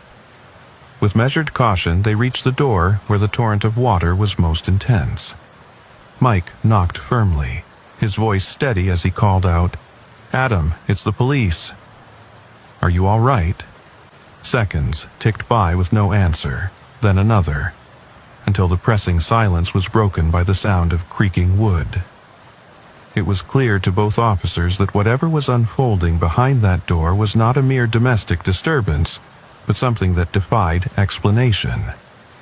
In military training and years on the force, they had learned that intuition was as critical as evidence. Their instincts told them that this was a situation where standard procedures would be tested by the surreal. After a brief consultation, with Steve quietly checking his service weapon and scanning the area for any signs of imminent danger, the decision was made. They would force entry. The echo of the impact reverberated through the apartment corridor, blending with the continuous roar of water, a sound that, in that moment, seemed almost supernatural. The threshold had been crossed, and so began a night that would haunt them long after the call had ended. Inside the apartment, the chaos was overwhelming. Water surged from every source. Sinks, the shower, even an exterior hose that had been hooked up for some forgotten reason. In the midst of the deluge stood Adam, a gaunt figure whose eyes spoke of an inner terror that was more than just fear of the water. His hands trembled, and his entire posture was one of resigned despair. It wasn't long before his voice, barely audible at first, transformed into a desperate, repetitive warning. There are people in the walls. His words, soaked in terror, reverberated off the tiled walls, carrying a weight that defied simple explanation. In that moment, as Mike and Steve locked eyes with the suspect who was clearly at the brink of something unfathomable, the night's normalcy was irrevocably shattered. A single call had opened the door to a mystery that would challenge the boundaries between rational law enforcement and the inexplicable. With the storm of water as their uninvited companion, and the grim promise of secrets lurking behind every wall, they braced themselves for what lay ahead. A descent into a realm where every creak, every ripple, and every whispered echo of the past merged into a symphony of terror and intrigue. The following hours of that disquieting night unfolded like a slow-motion descent into an abyss of uncertainty. After the initial shock of Adam's frightened declaration, Officers Harlan and Donovan quickly initiated protocol, securing the scene, calling in reinforcements, and carefully documenting every detail for what was clearly not a conventional case. Crescent Heights, once a model of suburban normality, now stood as a relic of a forgotten era, with its worn brick facades, flickering neon signs of nearby diners, and the distant hum of traffic that belied the sinister undercurrent coursing through the night. At the center of this unfolding drama was the apartment complex itself. Constructed in the 1960s, Crescent Heights bore the weight of decades of change. Its once modern amenities now outdated relics of a simpler time. Yet, for all its age, there was an inherent dignity in its architecture. The tapered balconies, the muted pastel walls, and the intricate detailing on the entry doors hinted at a craftsmanship that had long since faded from modern urban design. Now, these very details became the backdrop for an unfolding nightmare. Officer Donovan took the lead in interviewing Mr. Jenkins in the cool, drizzly courtyard outside the building. The landlord's voice quivered as he recounted the events. "I've seen my share of odd behavior," he insisted, wringing his hands as if trying to rid himself of an invisible curse, but nothing like this. The water, it was like it had a mind of its own. His eyes darted nervously to the darkened windows of the complex, as though expecting to see phantoms or creatures lurking within. Inside, the interior of Adam's apartment was a study in disarray. The high ceilings and open-plan design, once filled with the comforting clamor of daily life, now echoed with the hollow sounds of dripping water and distant, indistinct murmurs. The officers found themselves immersed in a surreal environment that defied logic. Amid the chaos, the flicker of a broken overhead light revealed remnants of personal belongings. A framed photograph of a smiling family, a cracked vase with wilted flowers, and scattered papers that hinted at a life disrupted by more than just water damage. As Mike led Adam toward a makeshift seating area in the parlor, the apartment's layout forced the officers to confront an unsettling detail. The walls themselves seemed to bear the scars of history.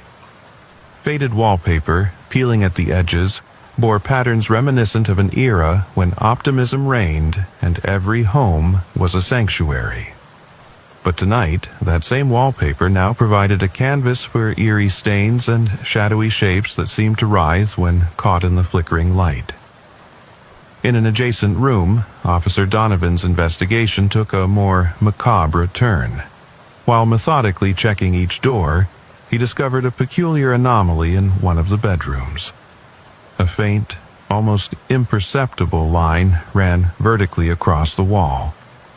A line that seemed to outline something that wasn't meant to be there. At first, it might have been dismissed as an architectural quirk, or even a poorly executed repair job. But as he drew closer, the line revealed itself to be an outline in the shape of a door. This was no standard feature. It was as if the wall had been modified, torn open by forces that defied conventional building practices. The discovery sent a shiver down Donovan's spine. He radioed Mike with urgency. "I've found something. A door in the wall. It wasn't in the blueprints." The static on the radio seemed to echo his disbelief as Mike made his way over, his expression shifting from cautious curiosity to profound concern. The officers exchanged glances heavy with unspoken questions. Was this a hidden room? A secret passage? Or, more disturbingly, an interstice where something or someone could be concealed? While the two officers deliberated over the mysterious door, the rest of the apartment continued to betray signs of its anomalous nature. The sound of water, now slightly diminished, took on a rhythmic, almost deliberate cadence, a pattern that hinted at a presence beyond the natural. The very air in the apartment was charged with a tension that felt both oppressive and alive, as if it were holding its breath in anticipation of a revelation. Outside, the arrival of additional officers and the steady hum of flashing patrol cars added a veneer of order to the chaos. Yet, even as the police force established a perimeter and began canvassing for further evidence, there was an undeniable sense that Crescent Heights was more than just a building. It was a repository of secrets from a bygone era, a place where the natural and the supernatural converged in the dark hours of the night. Every detail, from the careful collection of water samples to the meticulous documentation of the apartment's deteriorating condition, was performed with an awareness that they were not merely dealing with a break-in or a case of vandalism. This was a situation that called into question the very fabric of reality. Was Adam's outburst a symptom of a fractured mind, or was it the terrified cry of someone who had glimpsed an impossible truth lurking within the walls? By the end of that long, interminable night, Crescent Heights had transformed from an ordinary apartment complex into a stage for a mystery that was both profoundly human and disturbingly otherworldly. And as dawn began to break, casting pale light on the wet, glistening streets, Officers Harlan and Donovan couldn't help but feel that they had only just begun to scratch the surface of an enigma that would haunt them for years to come. In the days following that harrowing night at Crescent Heights, Officer Harlan found himself plagued by recurring nightmares. A montage of swirling water, flickering lights, and the desperate, echoing refrain of Adam's frantic cry, "There are people in the walls." At first, he dismissed these dreams as the residue of a stressful night on duty, but soon their persistence gave way to a chilling certainty that something inexplicable had been unleashed in that apartment. Determined to understand the truth behind the case, Mike returned to Crescent Heights alone, armed with nothing more than a notepad, his trusted service weapon, and a mind intent on unraveling the mystery. The building, now cordoned off and under constant guard by the local police department, seemed to have assumed an eerie stillness. a silence that was as much a part of its history as the worn-out bricks and rusted fire escapes. He began his investigation with a deep dive into the building's archives, meticulously reviewing old maintenance records, blueprints, and any available history of the complex. What he discovered was both intriguing and unnerving. Crescent Heights had been constructed in the early 1960s, during a period of rapid urban expansion and optimism. Yet, as he pored over faded documents and grainy photographs, he began to notice discrepancies. Records of unauthorized renovations, mentions of unexplained alterations in the building's structural reports, and rumors of hidden rooms that had been sealed off after a series of unsolved incidents dating back decades. These findings raised unsettling questions. Had the original builders been involved in some secret project? Were there hidden elements within the structure purposely concealed from the public? And if so, what dark purpose had they served? The answers, Mike suspected, might lie within the very walls that had echoed with Adam's voice. One particularly disconcerting lead came in the form of an old tenant's diary, discovered tucked away in a forgotten box stored in the building's basement. The diary, its pages yellowed with age and filled with frantic scribbles, chronicled a series of bizarre occurrences, a string of unexplained noises in the walls, shadowy figures seen out of the corner of the eye, and even accounts of residents disappearing without a trace. The entries were raw and unfiltered, capturing the fear of a generation that had felt the inexplicable creeping into their everyday lives. Each page seemed to hint at a malevolent presence, one that had been carefully hidden behind a facade of normalcy. As Mike navigated the labyrinthine corridors of Crescent Heights once more, every step felt like an intrusion into a forbidden realm. The apartment where Adam had lived, once a scene of frantic disorder, now lay silent, a tomb of water-stained memories and shattered hopes. The faint outlines of water damage on the ceiling and walls were like scars on an old veteran, each marking a chapter of a pain that had never truly healed. In a particularly striking moment, Mike recalled the spectral outline of that mysterious door in the bedroom wall. With a measured determination that bordered on obsession, he resolved to re-examine that very spot. The officer's initial discovery had been documented in rough sketches and photographs, but nothing had been conclusive. Now, with the benefit of time and a growing body of the circumstantial evidence, Mike felt compelled to delve deeper. He called in an expert on architectural anomalies, a retired engineer with a penchant for historical oddities, who joined him on a cold, overcast afternoon. Together, they scrutinized the wall in question. The engineer's practiced eye confirmed that the outline was not part of the original blueprints. There were no records of such an installation, no permits or mentions in the building's construction documents. It was as if someone, or something, had taken it upon themselves to alter the physical structure of the apartment long after its official construction. A clandestine modification designed to hide a secret passage or room. The mystery of the hidden door was only one thread in a tapestry of unexplained phenomena that began to weave itself around Crescent Heights. In hushed conversations with other tenants, elderly residents whose memories stretched back to the building's heyday, Mike heard whispered rumors of the extra room, a forbidden space that was spoken of only in the darkest hours of the night. One tenant, her voice barely above a whisper, recalled how her grandfather had once mentioned that the building was alive, that it changed its layout when no one was watching. Such tales, dismissed by many as mere folklore, now took on a chilling veracity in the face of the evidence. As dusk turned to night during his ongoing investigations, Mike found himself patrolling the now empty corridors of Crescent Heights with a heightened sense of alertness. Every creak of the floor, every sigh of the wind through a broken window seemed imbued with a portent of doom.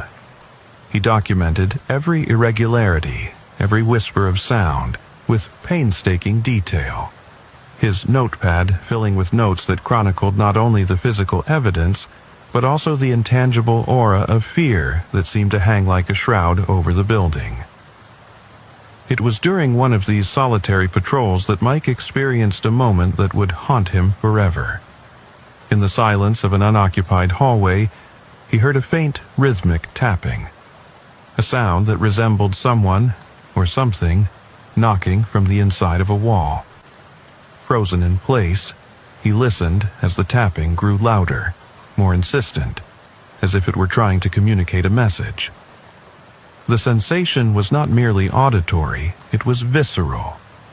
His heart pounded in his chest as he stepped closer to the source, the tapping echoing in his ears like the beat of a foreboding drum. In that moment, the boundaries between the physical world and a realm of inexplicable horror blurred into one disorienting reality. Mike's investigation into the hidden door, the diary's ominous revelations, and the inexplicable phenomena within Crescent Heights had now evolved into an obsession, one that threatened to consume him entirely. With every new discovery, the line between sanity and madness grew ever thinner. And as he pieced together fragments of a history long obscured by fear and neglect, he couldn't shake the lingering question: what was truly hidden within these walls, and what dark force had been unleashed on that fateful night? As the investigation deepened, the focus shifted increasingly to the enigmatic wall in Adam's apartment, the threshold of secrets that beckoned with a silent, eerie promise. Officer Donovan, who had been the one to initially discover the hidden outline, now spearheaded a detailed examination of the space. The room, in which the mysterious door was concealed, had long been relegated to the status of an afterthought in the chaos of the night. Yet now, it commanded the full attention of two experienced law enforcers who were determined to uncover its secrets. Late one stormy night, with rain lashing against the windows of the evidence room in the precinct, Mike and Steve gathered their equipment, a set of specialized tools, portable lights, and digital cameras, and returned to Crescent Heights. The building's exterior, illuminated by intermittent lightning, resembled a Gothic fortress, its architecture laden with the weight of untold history. Every step on the cracked pavement resonated like a drumbeat, heralding the coming confrontation with the unknown. Inside, the corridor leading to Adam's apartment was deserted, its oppressive silence punctuated only by the rhythmic pitter-patter of water dripping from damaged ceilings. With measured precision, the officers made their way to the bedroom where the hidden door was said to be located. The door, camouflaged by years of peeling wallpaper and water stains, appeared almost as a shadow, a faint suggestion of an entryway that defied explanation. Using a small portable mirror and a high-intensity flashlight, Steve began scanning the area. The beam of light danced across the surface of the wall, revealing subtle indentations and irregularities. There, where the faded wallpaper met a patch of discolored plaster, the outline of a door was unmistakably visible. It was as if the wall had been carved with deliberate intent. A secret door not meant for ordinary eyes. The door's edges were jagged, not the smooth cut of modern construction, but the rough hewing of something older, almost archaic in design.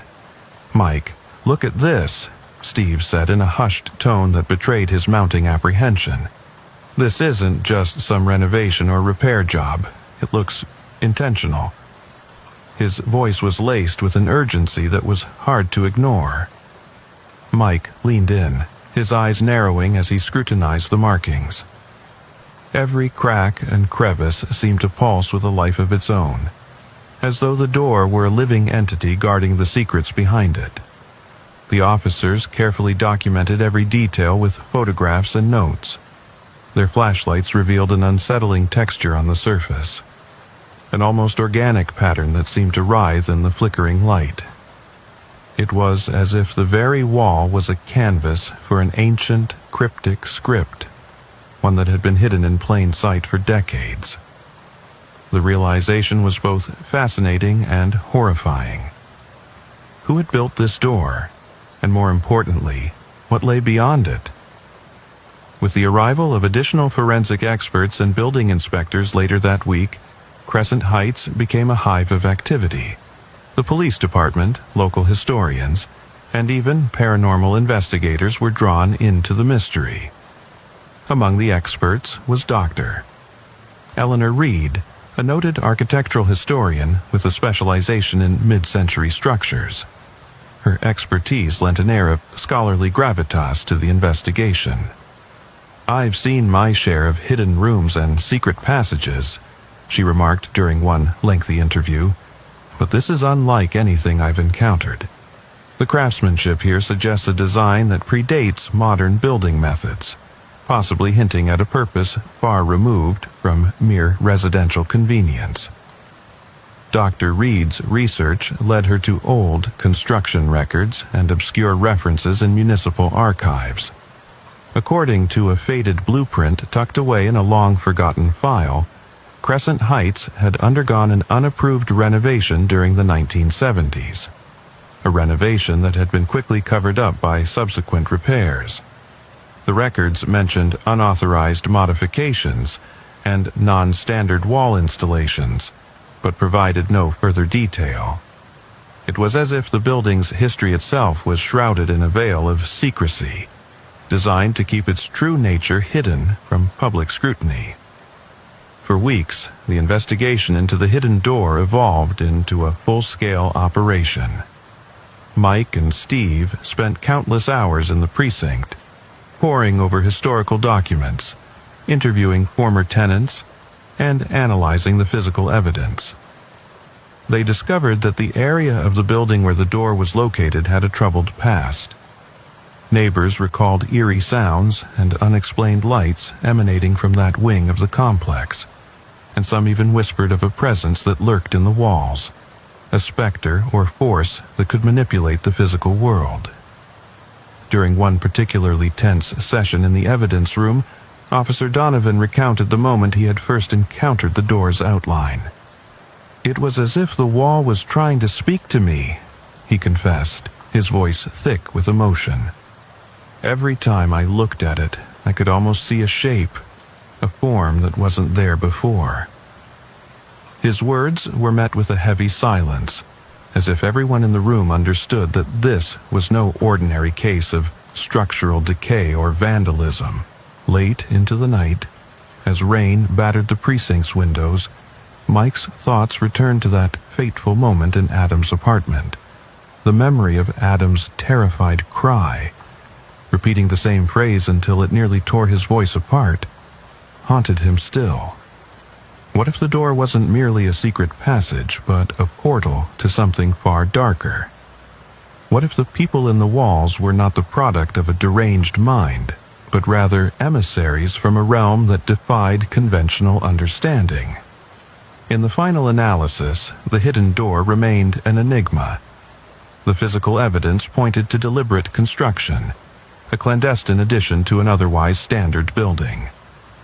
And yet, the inexplicable phenomena, the persistent sounds, the uncanny feeling of being watched, the inexplicable presence that seemed to cling to every corner, suggested that Crescent Heights was far more than it appeared. It was a microcosm of American urban myth, a place where reality and nightmare intertwined in a delicate, dangerous dance. With the door still sealed, its secrets locked away behind layers of mystery and time, Mike and Steve prepared for what would be their next step, a controlled, high-risk breach designed to reveal what lay on the other side.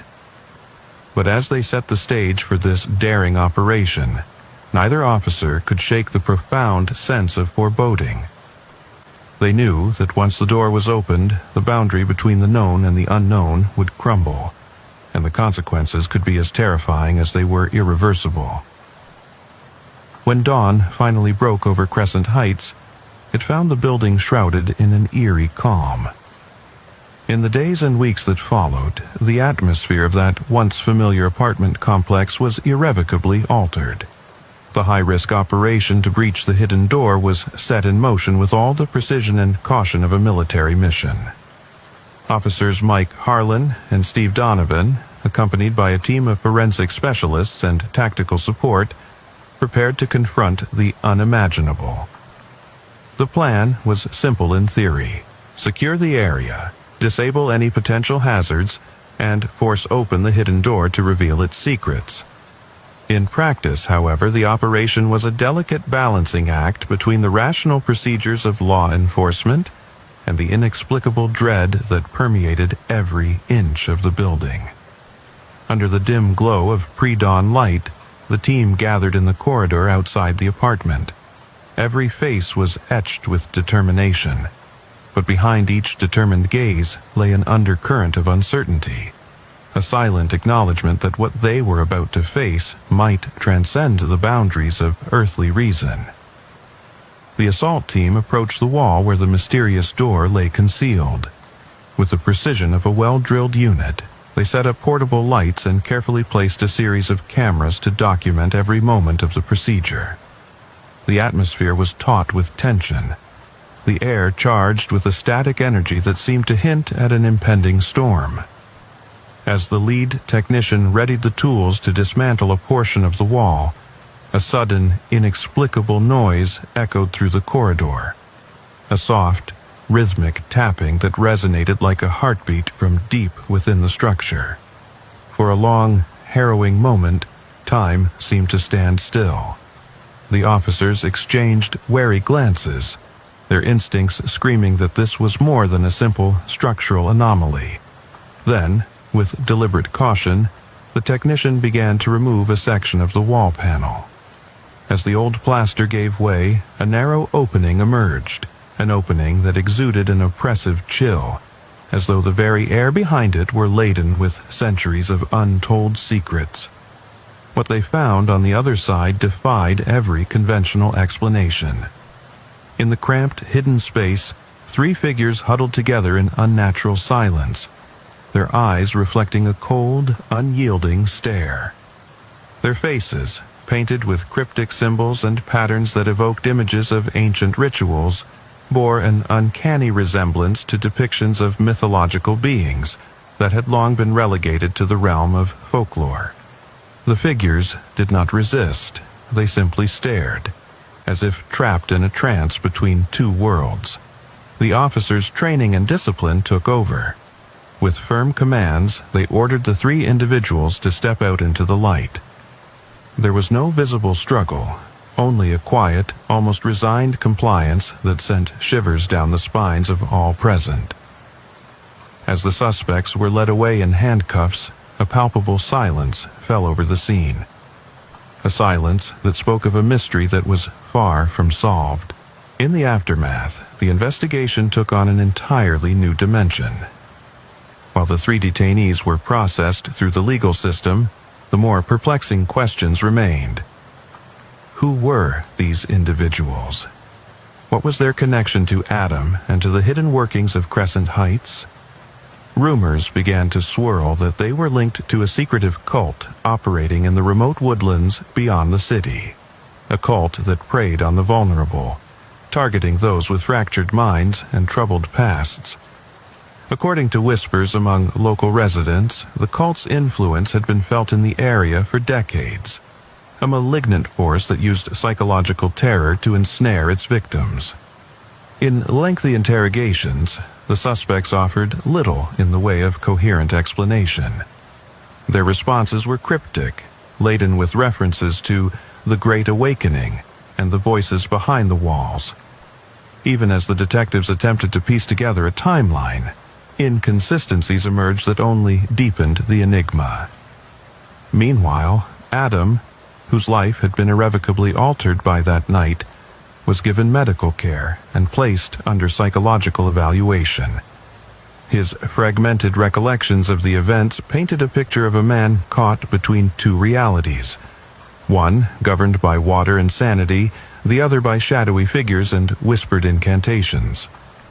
As the case made its way through the local news cycle, media outlets picked up on the sensational details, framing the story as a bizarre yet plausible episode in the annals of American crime. Headlines spoke of paranormal intruders and mystery behind the walls of Crescent Heights, and the community was gripped by a mix of fear, fascination, and disbelief. For many residents, the building had transformed from a place of routine existence into a living legend, a modern urban myth that defied explanation. In quiet moments of reflection, Officers Harlan and Donovan often found themselves returning to that fateful night in their thoughts. Late at night, in the solitude of their homes or during long drives on empty roads, the memory of Adam's terrified whisper, the rhythmic tapping from within the walls, and the ghostly figures emerging from darkness would resurface, each recollection accompanied by an overwhelming sense of foreboding. They wondered if, in the quest for order and justice, they had inadvertently opened a door best left closed. A door that bridged the mundane world of law enforcement with the inexplicable, chilling forces that lurked just beyond the veil of normalcy. The aftermath of the operation did not bring clear answers, but rather a lingering uncertainty. The hidden door had been forced open, and the immediate threat had been contained, yet the echoes of that night continued to reverberate through Crescent Heights and beyond. Whispers in the corridors, unexplained sounds in empty rooms, and fleeting glimpses of strange figures in the periphery of vision all served as a constant reminder that some mysteries remain unsolved. For Mike and Steve, the case would forever stand as a testament to the fragility of reality. A stark reminder that even in the well-ordered world of American law enforcement, there exists a realm where the paranormal and the everyday collide in a dance of terror and wonder. And so, as the city moved on and life resumed its tentative normalcy, the story of Crescent Heights lingered like a ghostly refrain, a chilling legend that continued to provoke questions, stir unease, and compel those who had witnessed it to wonder. What truly lies behind the walls? Who, or what, is waiting for its next chance to step into the light?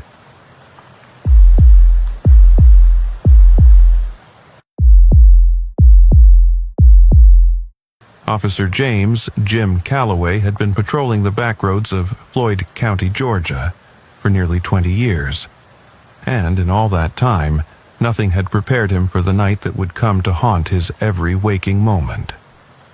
The humid air clung to him as he drove his cruiser along a narrow gravel road flanked by dense woodlands. It was a night where the usual hum of cicadas and the rustling of leaves seemed to whisper secrets of long-forgotten lore. Jim's route was one he'd driven countless times.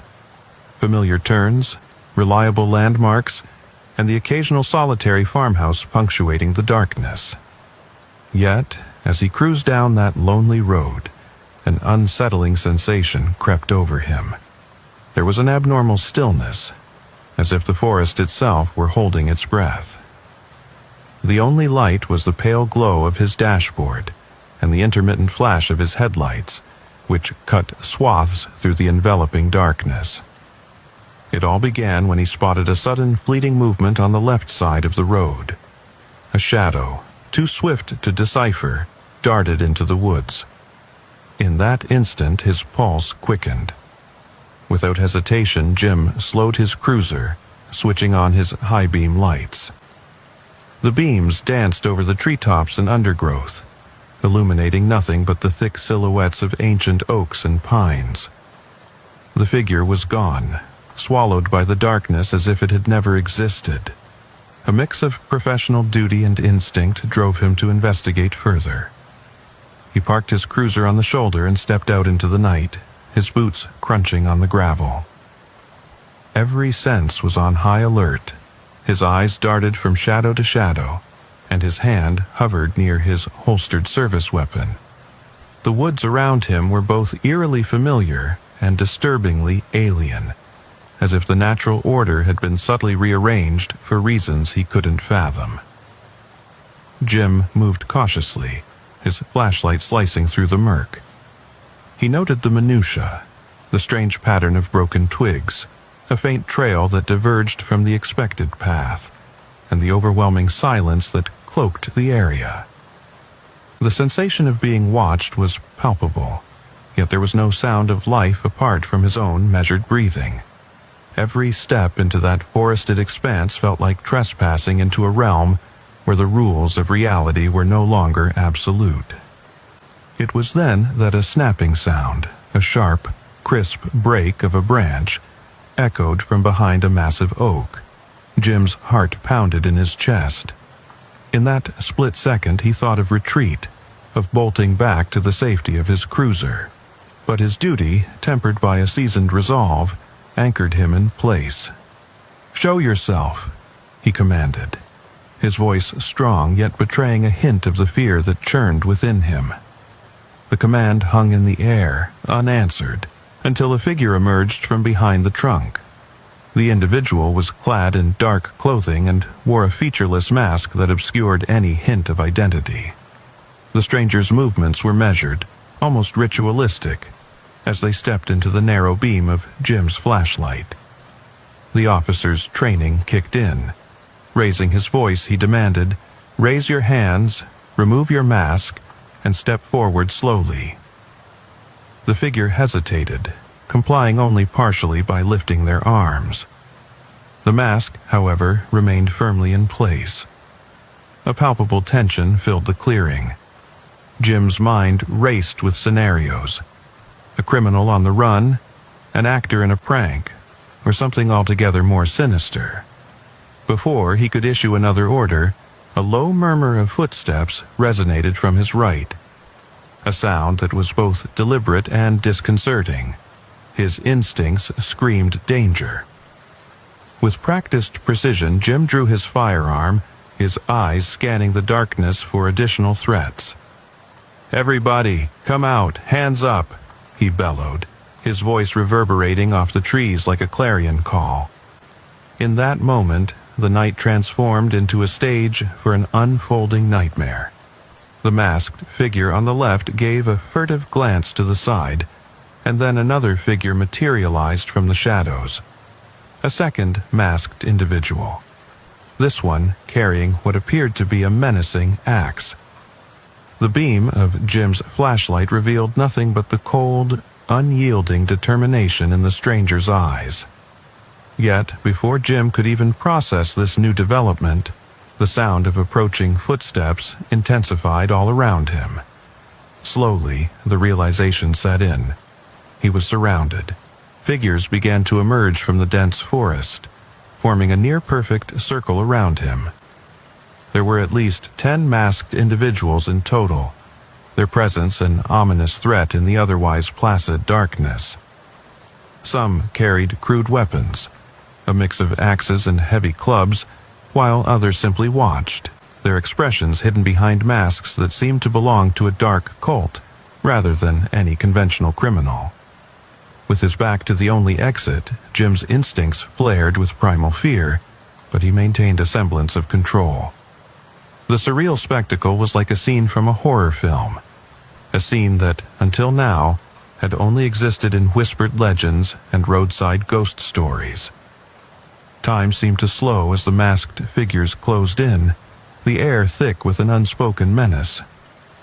The clearing, illuminated only by his flickering flashlight and the sporadic gleam of his patrol car's lights in the distance, became a crucible of dread and determination. Jim's heart hammered in his chest as he realized that this was no ordinary criminal gang or a desperate group of thugs. There was an inexplicable aura about them, a cold, unearthly quality that defied logic. And then, amid the stifling tension, one of the figures broke the silence. In a low, modulated tone that seemed both commanding and strangely melancholic, a single voice uttered, "Back off." The phrase was delivered in a manner that defied the chaos surrounding them, a whisper that resonated deep within Jim's core. instilling both terror and a bizarre, unsettling calm. In that moment, he sensed that he was in the presence of something far beyond human understanding. His mind reeled as he tried to decipher the meaning behind the command. Was it a threat, a plea, or something else entirely? Without another word, the masked figures shifted subtly, their collective focus turning from him to the dark woods beyond, as if they had been summoned by an invisible force. Jim's instincts screamed to flee, yet his professional duty held him in place. The silence that followed was as profound as the earlier footsteps, an eerie pause in the unfolding nightmare. In the days following that harrowing night, Officer Calloway found himself haunted by memories that refused to fade. Every creak of floorboards in his modest apartment, every rustle of wind through the trees outside, was a reminder of that inexplicable encounter. The world around him had resumed its ordinary pace, yet a persistent dread gnawed at the edges of his consciousness. A sense that something unspeakable lay dormant, waiting for the right moment to resurface. At the precinct, Jim's report was met with a mix of skepticism and curiosity. His colleagues exchanged uneasy glances as he recounted the events, the sudden appearance of masked individuals, the cryptic command to back off, and the overwhelming feeling of being watched by something not entirely human. While some dismissed it as the product of an overactive imagination, or the stress of years on the force, others couldn't shake the memory of similar whispered tales circulating among the patrolmen. Stories of inexplicable occurrences on quiet country roads. Determined to uncover the truth, Jim began his own discreet investigation. His first step was to revisit the site of the encounter. Under the guise of routine patrol, he returned to that fateful clearing on a moonlit night, armed not only with his service weapon but also with an assortment of recording devices and a notebook to document any anomalies.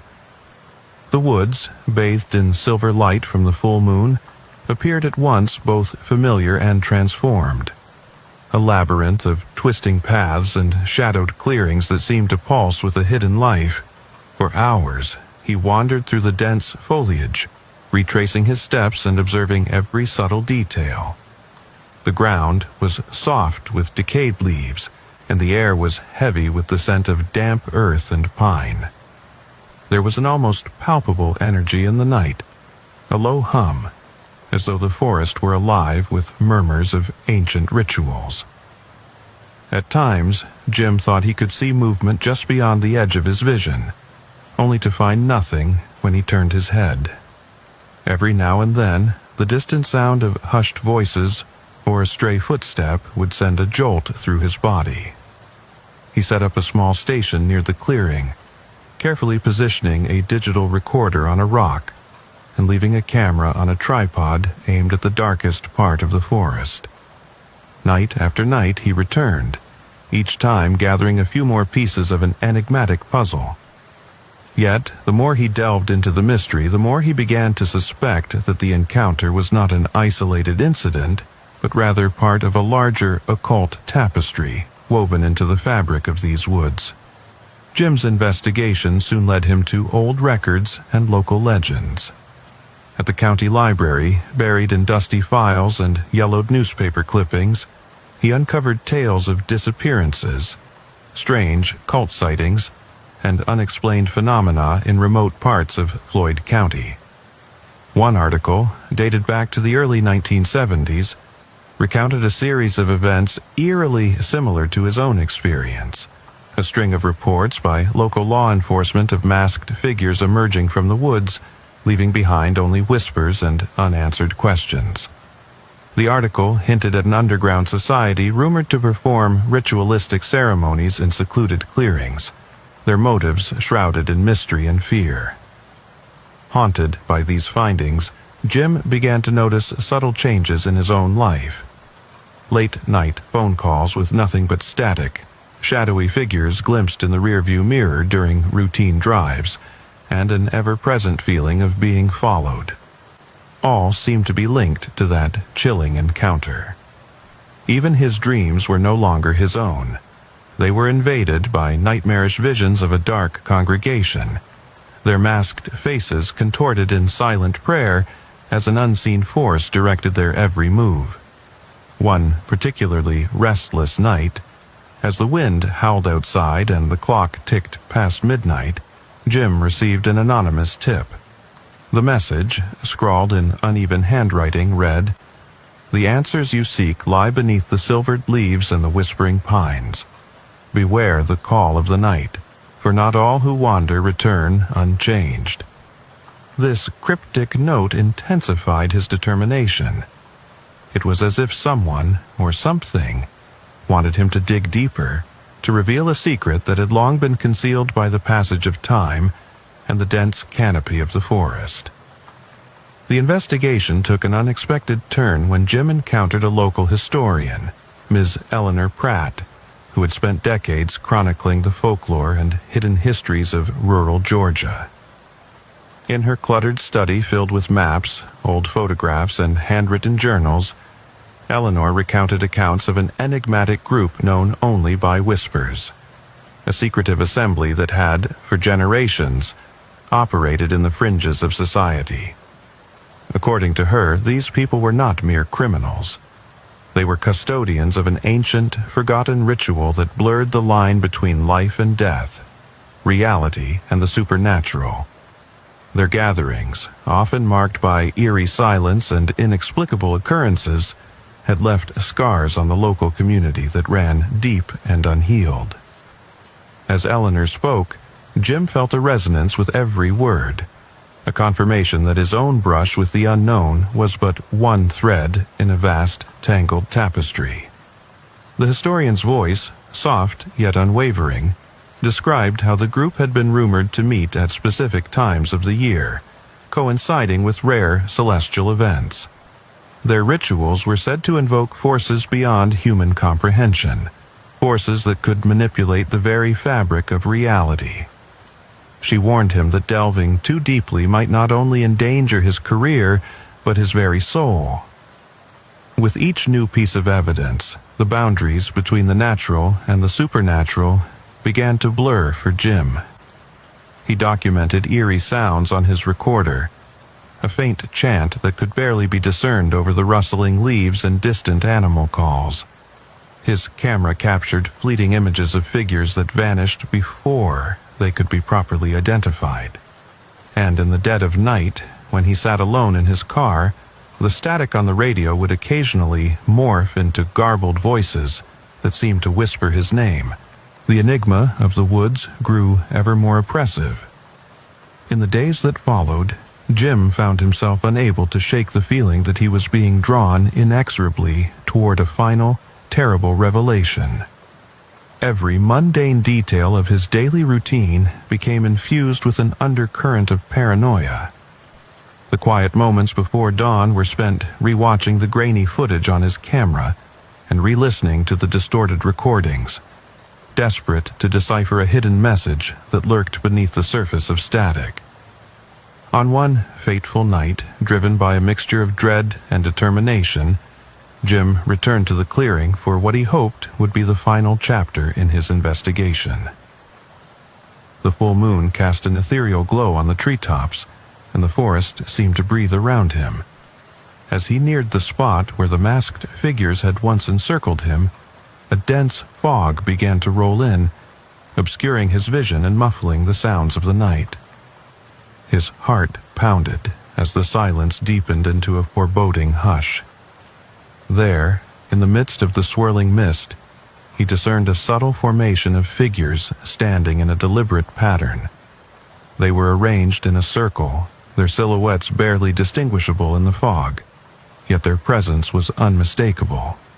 Jim's hand tightened around his weapon as he cautiously approached, every sense straining to capture any detail. In that moment, the woods seemed to exhale a collective breath, a silent, ominous welcome that chilled him to the bone. As he stepped into the center of the formation, the masked figures turned in unison. Their eyes, hidden behind opaque masks, seemed to glisten with an otherworldly light.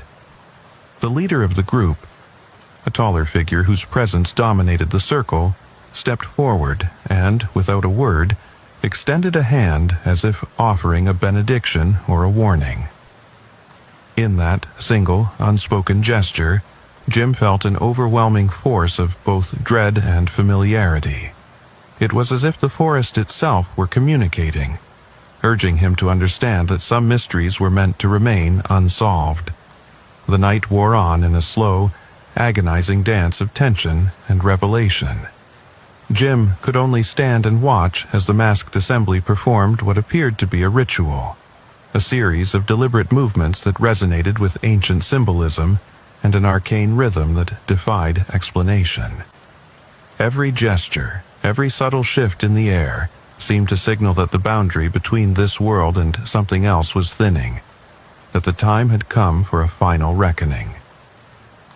As the ritual reached its crescendo, a sudden gust of wind tore through the clearing, scattering leaves and shrouding the figures in a swirling vortex of mist.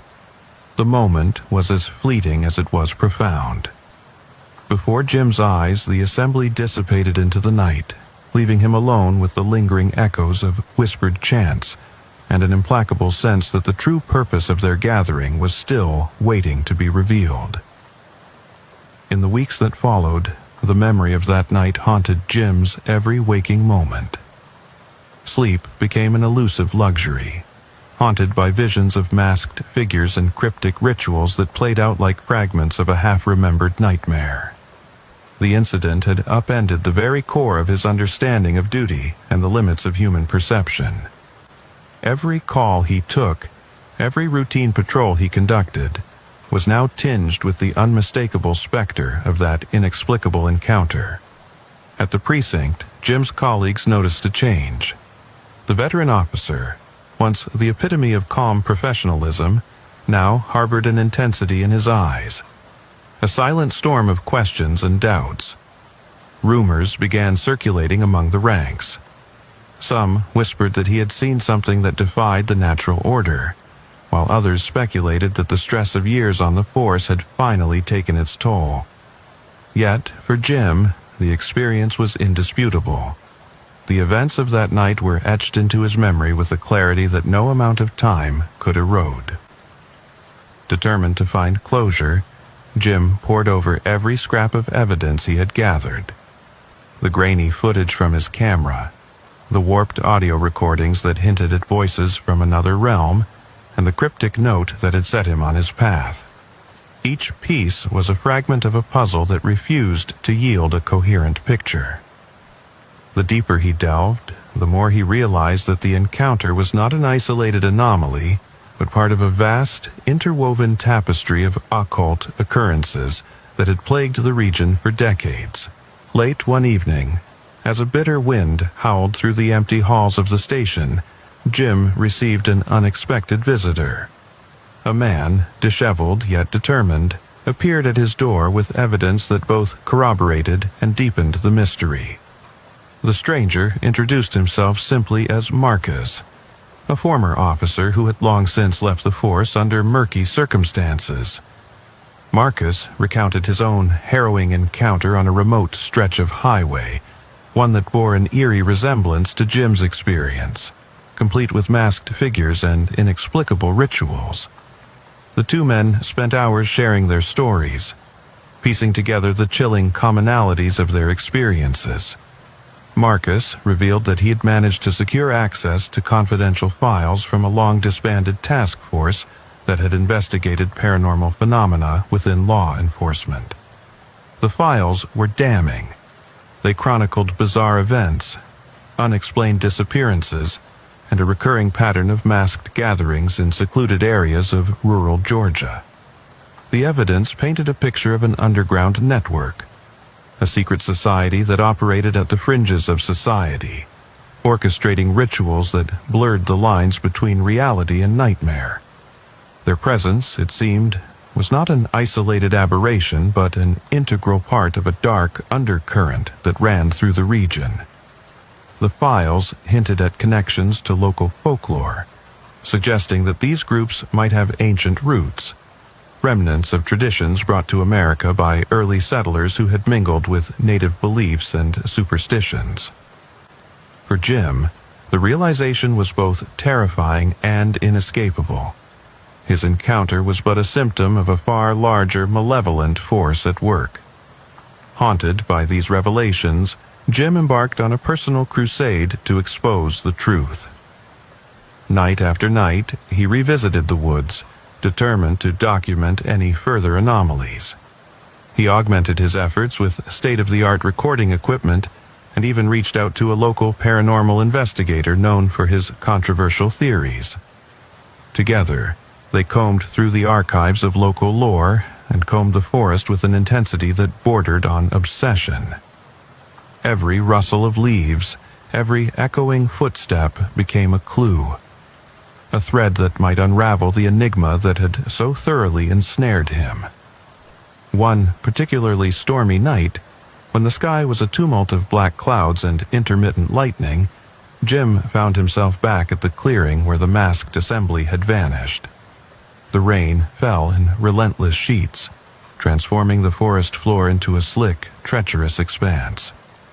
In the midst of the downpour, he noticed something he had missed before: a series of strange symbols etched into the bark of an ancient tree.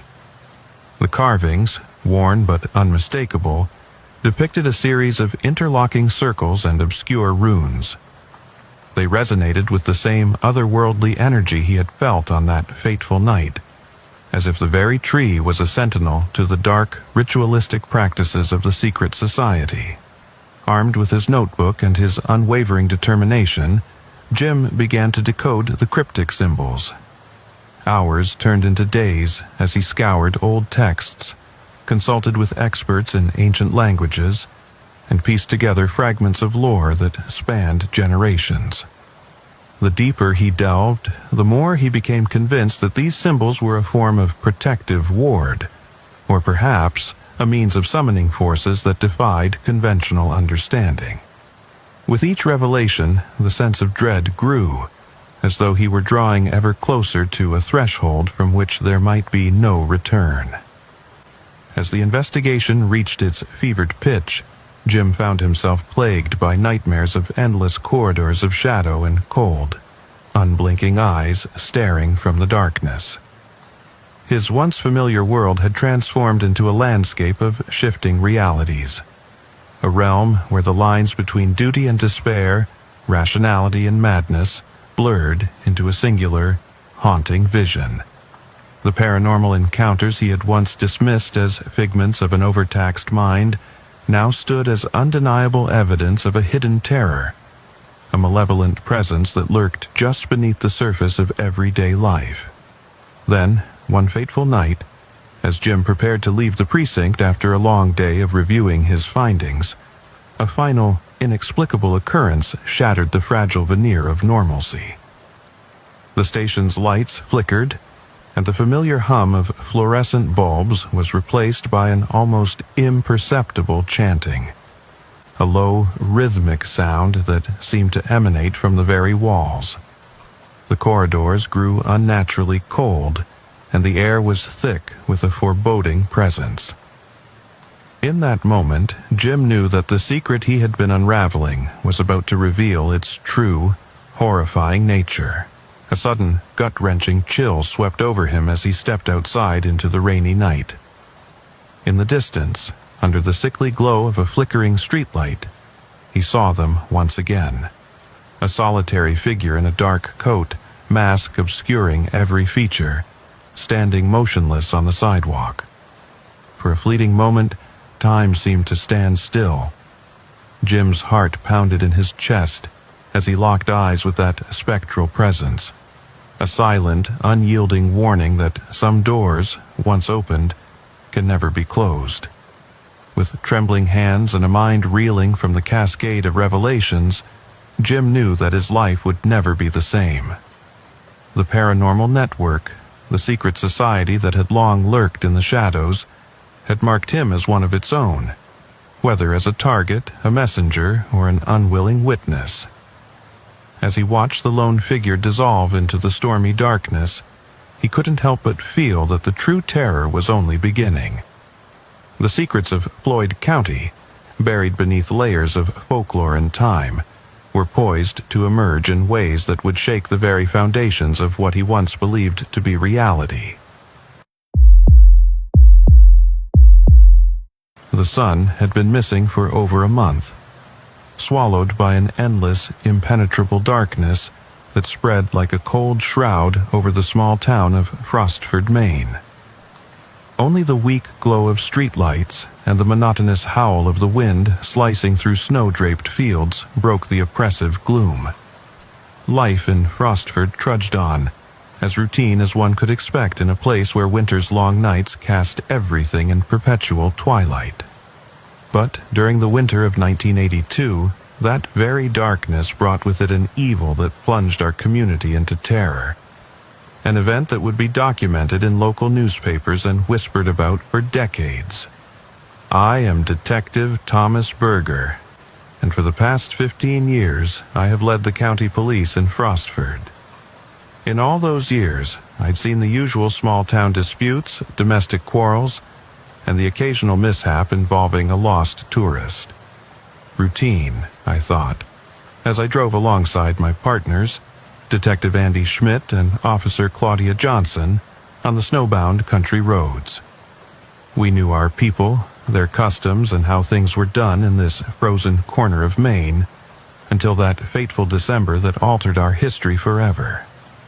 It began on a biting afternoon when I received an urgent call from Hannah Summers, a resident living on the outskirts near the frozen streams of northern Maine. A region reminiscent of those documented in FBI files of unsolved disappearances from the late 1970s. Her voice trembled over the radio, hoarse with barely contained emotion as she fought back tears. "Chief, I'm sorry to disturb you, but something's terribly wrong. It's about Carl. He hasn't come home." Carl Summers, Hannah's husband, worked as a technician for a regional power company that operated an old heating plant on the northern edge of town. It wasn't unusual for him to be on call during harsh winter nights, but that day there had been no storm. By all accounts, he should have been home hours ago. Andy and I immediately headed to the power plant, our cruiser's heater struggling against the frigid air. The only sounds were the crunch of snow under our tires, and the occasional clatter of icicles breaking from the barren pines. When we arrived, Carl's company vehicle lay abandoned in the parking lot, its driver's door wide open. The interior was dusted with fresh, powdery snow, interrupted by dark, frozen streaks of blood. There were no signs of a struggle or of his presence, only the eerie, deliberate trail of blood that seemed to lead toward the frozen creek, much like clues in unsolved regional cases reported in the local press. Andy knelt beside the crimson stains, his gloved fingers tracing the path as he muttered, "What in the world?" My heart pounded as I crouched beside him. The blood wasn't scattered randomly. It formed a distinct route disappearing into the icy fringe of the creek, a detail that reminded me of long-forgotten, grim local legends. Armed with our flashlights, we followed the ominous trail. Yet, with every step deeper into the darkness, an increasing dread took hold.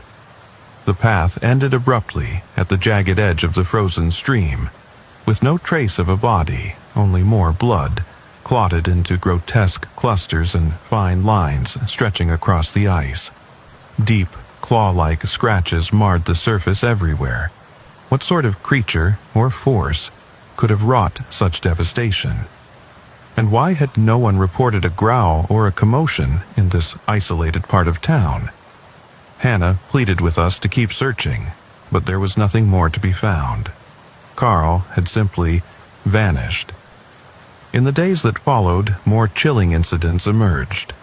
An experienced local hunter, a woman walking her dog, and another worker from the power plant all left behind the same grim signs. Blood and evidence of a vicious struggle, yet no bodies. The heavy snow and the relentless cold thwarted our ability to gather concrete evidence, and the mystery deepened, as though we were caught in a case that could have been lifted straight from the annals of American cold case files. We were no strangers to wild animal encounters in these parts. Maine's dense forests harbored wolves and the occasional bear. But this was different. The destruction was calculated, as if orchestrated by an intelligent, malevolent force. I kept this unsettling thought to myself, not wanting to incite widespread panic among a community already steeped in superstitions passed down through generations. Andy, Claudia, and I canvassed Frostford, urging residents to be cautious and advising them never to venture out alone after dusk. The tension was palpable. Neighbors recalled similar eerie occurrences from decades past when unsolved disappearances were attributed to cursed winters and local folklore. The shadow of fear crept over our town like a bad historical omen. I will never forget the day I found Sam Warner. Sam owned the only small general store in Frostford, a gathering spot as familiar as any local diner or church hall. A seasoned local who had weathered more winters than anyone could recall, Sam was known for regaling anyone who stepped into his store with stories of the town's past and local legends that blurred the lines between myth and reality. But when Officer Claudia noticed that Sam's store had been shuttered for 2 consecutive days, a rarity for a man known for lighting his neon sign at dusk, a chill ran down my spine. Andy and I drove to Sam's store, hoping to find him safe. Perhaps he had slipped on the ice or gotten disoriented on the lonely roads. The crunch of snow under our boots accompanied us as we approached his home.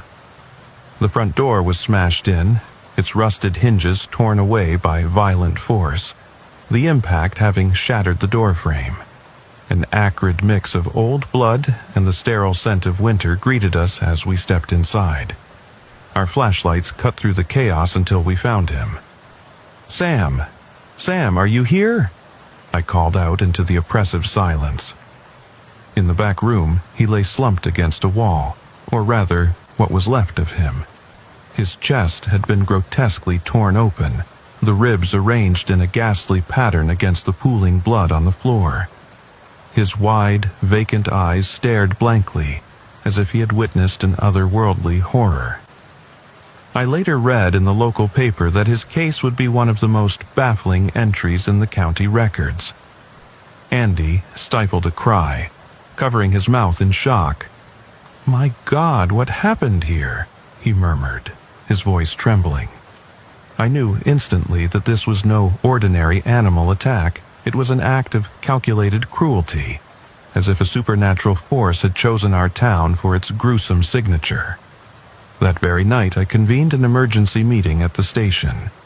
The officers exchanged hushed, fearful whispers about Sam's brutal death, Carl's mysterious disappearance, and the strange, bloody clues at every scene. The air in the briefing room was thick with dread. Claudia stood by my side, pale and tense, while Andy, rifle in hand, patrolled near the entrance, ever vigilant. "We still don't understand what's happening here," I began quietly, though my inner turmoil was evident. "But something is out there, something not of this world. I urge everyone, secure your homes, lock your doors, and never venture out alone after dark." A concerned local asked, "But what about the wildlife patrols?" "We have no indication that ordinary animals are responsible. These attacks are different," I replied firmly. "Andy, Claudia, and I will patrol around the clock." Yet as dawn broke over a snow-covered Frostford, an unsettling realization gripped the town. The nightmare had only just begun. That night was colder than any before, a cold that froze breath mid-air. The sky was void of the moon, with only distant stars offering a feeble glimmer. In my cramped office, poring over topographical maps of northern Maine, I searched for any pattern in the disappearances when suddenly the power at the station went out. The familiar hum of the heater died, and the building fell silent. I grabbed my flashlight and stepped into the corridor where Andy and Claudia were already waiting. "Everything's dark," Claudia murmured, her breath visible in the frigid air.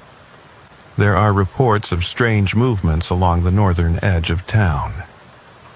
"Then we move immediately," I commanded, reaching for my service weapon. "I'm heading to the Summers house. Take your arms." We split up.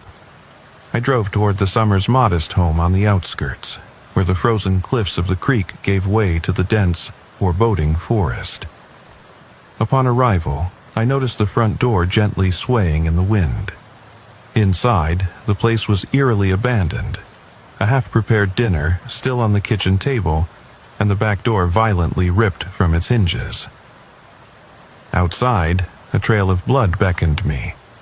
I followed the bloody trail as it wove a macabre line through the fresh snow, each step robbing me of warmth. The wind carried faint, whispering voices, as if the town itself held its breath, waiting for the next unspeakable horror. The trail led to a small clearing at the edge of the frozen creek, where jagged ice plates lay scattered.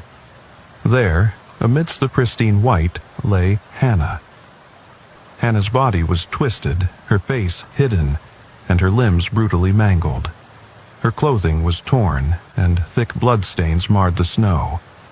A scene that echoed reports from similar cold case mysteries in the region. Though her shallow breaths betrayed a struggle for life, her final moments were etched in tragedy. I rushed to her side, carefully turning her over to reveal her wide, terrified eyes. Eyes filled with pure, unadulterated fear.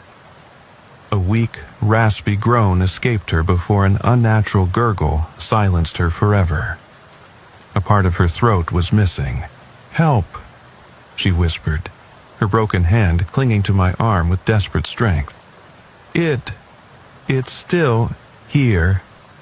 But she could say no more. Her eyes glazed over, and her hand fell limply. A surge of helpless anger and sorrow overwhelmed me as I scanned the scene. There was no trace of an attacker, only the dreadful pools of blood and a sinister feeling of being watched. I immediately radioed Andy and Claudia. "I've found Hannah. She's gone. Whoever or whatever did this is dangerously close." "We're on our way," Andy responded, his voice hollow. "Hold your position." There was no time to waste, not with the sense that this malevolent force was relentlessly pursuing us. When Andy and Claudia arrived, the wind had picked up, howling like a vengeful spirit through the deserted streets. We wrapped Hannah's body in a tarp, the cold and horror plunging us into grim silence. Andy was visibly shaken. He had already seen Sam's store, and the weight of these brutal scenes was almost too much to bear. "We have to stop this creature," Claudia whispered, her voice trembling. "But what the hell is it?" Andy muttered, his eyes cast downward. "I don't know exactly," I replied, "but it's hunting us. Not out of hunger alone, but with a twisted, sadistic pleasure, as if it revels in our torment." The next morning, an uproar gripped Frostford. In a state of panic, residents had ransacked Sam's store and barricaded their homes, arming themselves with everything from antique hunting rifles to makeshift knives. The streets lay desolate. Only the occasional snowmobile traversed the frozen asphalt, while unseen terror lurked behind every corner. Neighbors whispered of dark legends and unsolved disappearances, uncertain of which monstrous force they were hiding from. Only that something was out there, and it would strike again. Together, Andy, Claudia, and I went door to door, trying to calm our neighbors and assure them that we were doing everything possible. Yet the fear had taken deep root. At one house, Mrs. Klug, an elderly widow clutching an old shotgun, opened the door. "Don't let this happen, Chief," she pleaded, eyes wide with terror. "At night I hear something scratching at my walls." I placed a reassuring hand on her shoulder. Mrs. Klug, we're doing all we can. Please, stay inside, lock your doors, and don't go out alone. We will put an end to this nightmare." Even as I spoke these words, I knew we were facing an enemy that defied all ordinary logic. That night, sleep eluded me as images of the brutal events replayed relentlessly in my mind. I kept wondering what kind of creature could be tormenting us. At first, I suspected a stray animal, a wolf perhaps, lost in the dense forest. But as the hours passed, the thought crystallized. This was something supernatural, a devilish beast, reminiscent of the legends passed down in hushed tones by the older generations of Maine. The following day, as I sat at my desk staring out at the endless darkness, the radio crackled to life. Claudia's voice broke through. "Thomas, I've spotted movement near the old school building. I'm going to check it out." "Wait for backup," I ordered, hastily grabbing my coat. "I'm coming immediately." When I reached the dilapidated school, a building abandoned for years and long considered cursed by the locals, it was already too late. The door hung crookedly on its rusted hinges, creaking ominously in the cold wind. Inside, my flashlight revealed deserted hallways thick with the dust of decades. "Claudia?" I called, but no answer came. I pressed further, every step on the creaking floorboards echoing like the footsteps of ghosts. Suddenly, a deep, guttural growl emerged from one of the dark corridors, a sound that froze the blood in my veins. With trembling hands, I raised my weapon and inched toward the source. At first, I thought it was merely a trick of shadows and light, but then a shape began to form. I was staring into the eyes of a living nightmare. It was a gigantic, sinister creature with fur as white as the snow. Yet something was off. Its eyes were deep, hollow, and glowed with an unnatural hunger. It moved on all fours, its massive paws ending in claws as sharp as daggers. Blood clung to its snarling muzzle, and in its eyes I saw a calculated, almost human malice. I stood frozen as the creature, this devilish wolf, fixed its gaze on me. For a moment, time itself seemed to pause, until it suddenly lunged with a speed I'd never witnessed. I fired my weapon, but the first shot barely slowed it. The beast attacked with wild fury, tearing at my clothing and sending me sprawling to the floor. In the ensuing struggle with this supernatural predator, I managed to break free enough to fire again. 2 shots struck the creature, and it let out a pained howl. It staggered briefly, yet its rage only seemed to intensify. As I struggled to rise, its black eyes flashed with a cunning that chilled me to the core, as if it anticipated my every move. The force of its assault shook the ground, and I felt the oppressive weight of winter's darkness close in as the monster advanced. In that moment, I realized we had no chance of defeating it in an open confrontation. I needed a plan, and fast. "We have to lure it into the station and take it down there," I shouted over the deafening roar of its approach. "But how?" whispered Claudia as Andy ducked for cover beside me. "We use our surroundings," I replied, scanning the snowbound streets. "The station's thick brick walls and reinforced structure might be our only hope. If we can force it inside, we can ambush it." We quickly devised a plan. With loud gunshots and frantic radio calls, we intended to force the devilish wolf out of hiding. The streets were eerily empty. Residents had long since barricaded themselves indoors, leaving us alone with the grim remnants of past tragedies. When we reached the main street, Andy fired a shot into the air, its echo ringing through the frozen silence. For a moment, everything stilled. Then, in the distance, came a low, menacing growl. The devilish wolf was on its way. "Get ready," I said, my heart pounding as I gripped my weapon. The monstrous sound drew closer. Each heavy step left deep prints in the fresh snow. In no time, the creature emerged, its snow-white fur blending with the winter landscape, its glowing black eyes fixated on us with unyielding malice. With an ear-splitting roar, the devilish wolf charged, and we sprinted toward the police station as fast as our weary bodies would allow. Behind us, I could hear its pounding steps and the terrifying scrape of claws on frozen asphalt. We barely made it inside, with Andy and Claudia close behind. I slammed the door shut, and almost immediately the beast crashed against it, its claws gouging deep scars into the station's sturdy facade. "We need to hold it here," I commanded, as the wolf relentlessly battered the door. Hours passed in a tense stalemate. The devilish wolf circled the building, scratching at the door and occasionally making the metal shudder. In the secured main room, silence reigned. Andy sat near a window with his weapon trained on the door, while Claudia paced anxiously. "We're running out of time," Claudia whispered, glancing between her notes and the quivering door.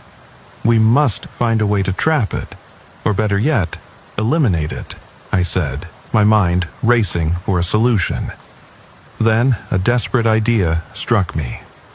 In a remote corner of the station stood an old, rusty propane tank, a relic from when the station still boasted a backup generator during past winter crises. It was our final, desperate hope. "Claudia, hide in the crawl space," I ordered firmly, retrieving the tank. "I'll distract it and bring the tank close. Once it's near, I'll ignite it. The monster must burn to die." Claudia hesitated only a moment before crawling into a narrow service passage, and I stood alone facing the creature. No sooner had I positioned the tank than the devilish wolf burst through the door once again. Its wild eyes, filled with malicious hunger, locked onto me. With trembling hands, I hurled the propane tank toward the onrushing beast and squeezed the trigger of my shotgun. An ear-splitting blast and a massive explosion engulfed the room, fire and debris flying as the force slammed me against the wall. For agonizing seconds, all was smoke, heat, and chaos. When the smoke finally cleared, I saw the disfigured creature writhing in flames, the devilish wolf, letting out one last agonized howl as the inferno consumed its monstrous form. It was over. With heavy, labored steps, I emerged from the station into the bitter dawn, meeting Claudia outside, trembling and exhausted. Together, we gazed at the charred ruin of our once sturdy refuge, the scent of burnt flesh and shattered metal mingling with the biting chill of a new winter morning. "You did it! You actually killed it," she whispered, her eyes reflecting both relief and sorrow. I nodded silently, the burden of all our losses, Carl, Sam, and so many others, still weighing on me. Yet, as the first weak rays of sunlight crept over the snow-covered landscape of northern Maine, a lingering unease remained. The horror that had besieged Frostford was not so easily banished. What if there were more creatures like this out there? Beings lurking in the dark, hidden corners of our forests, waiting to resurface. The long, dark nights of winter had irrevocably changed our town, and as the residents slowly resumed their lives and the investigation continued, with files that would later be referenced by local historians, I knew deep down that this was only the prelude to a nightmare that would test us all. The next winter was already looming, and I, Detective Thomas Berger, along with my team, would have to remain ever vigilant should the devilish wolf, or something even more dreadful, return to haunt us. In Frostford, Maine, the line between reality and legend had finally blurred, leaving an indelible scar on our community's history.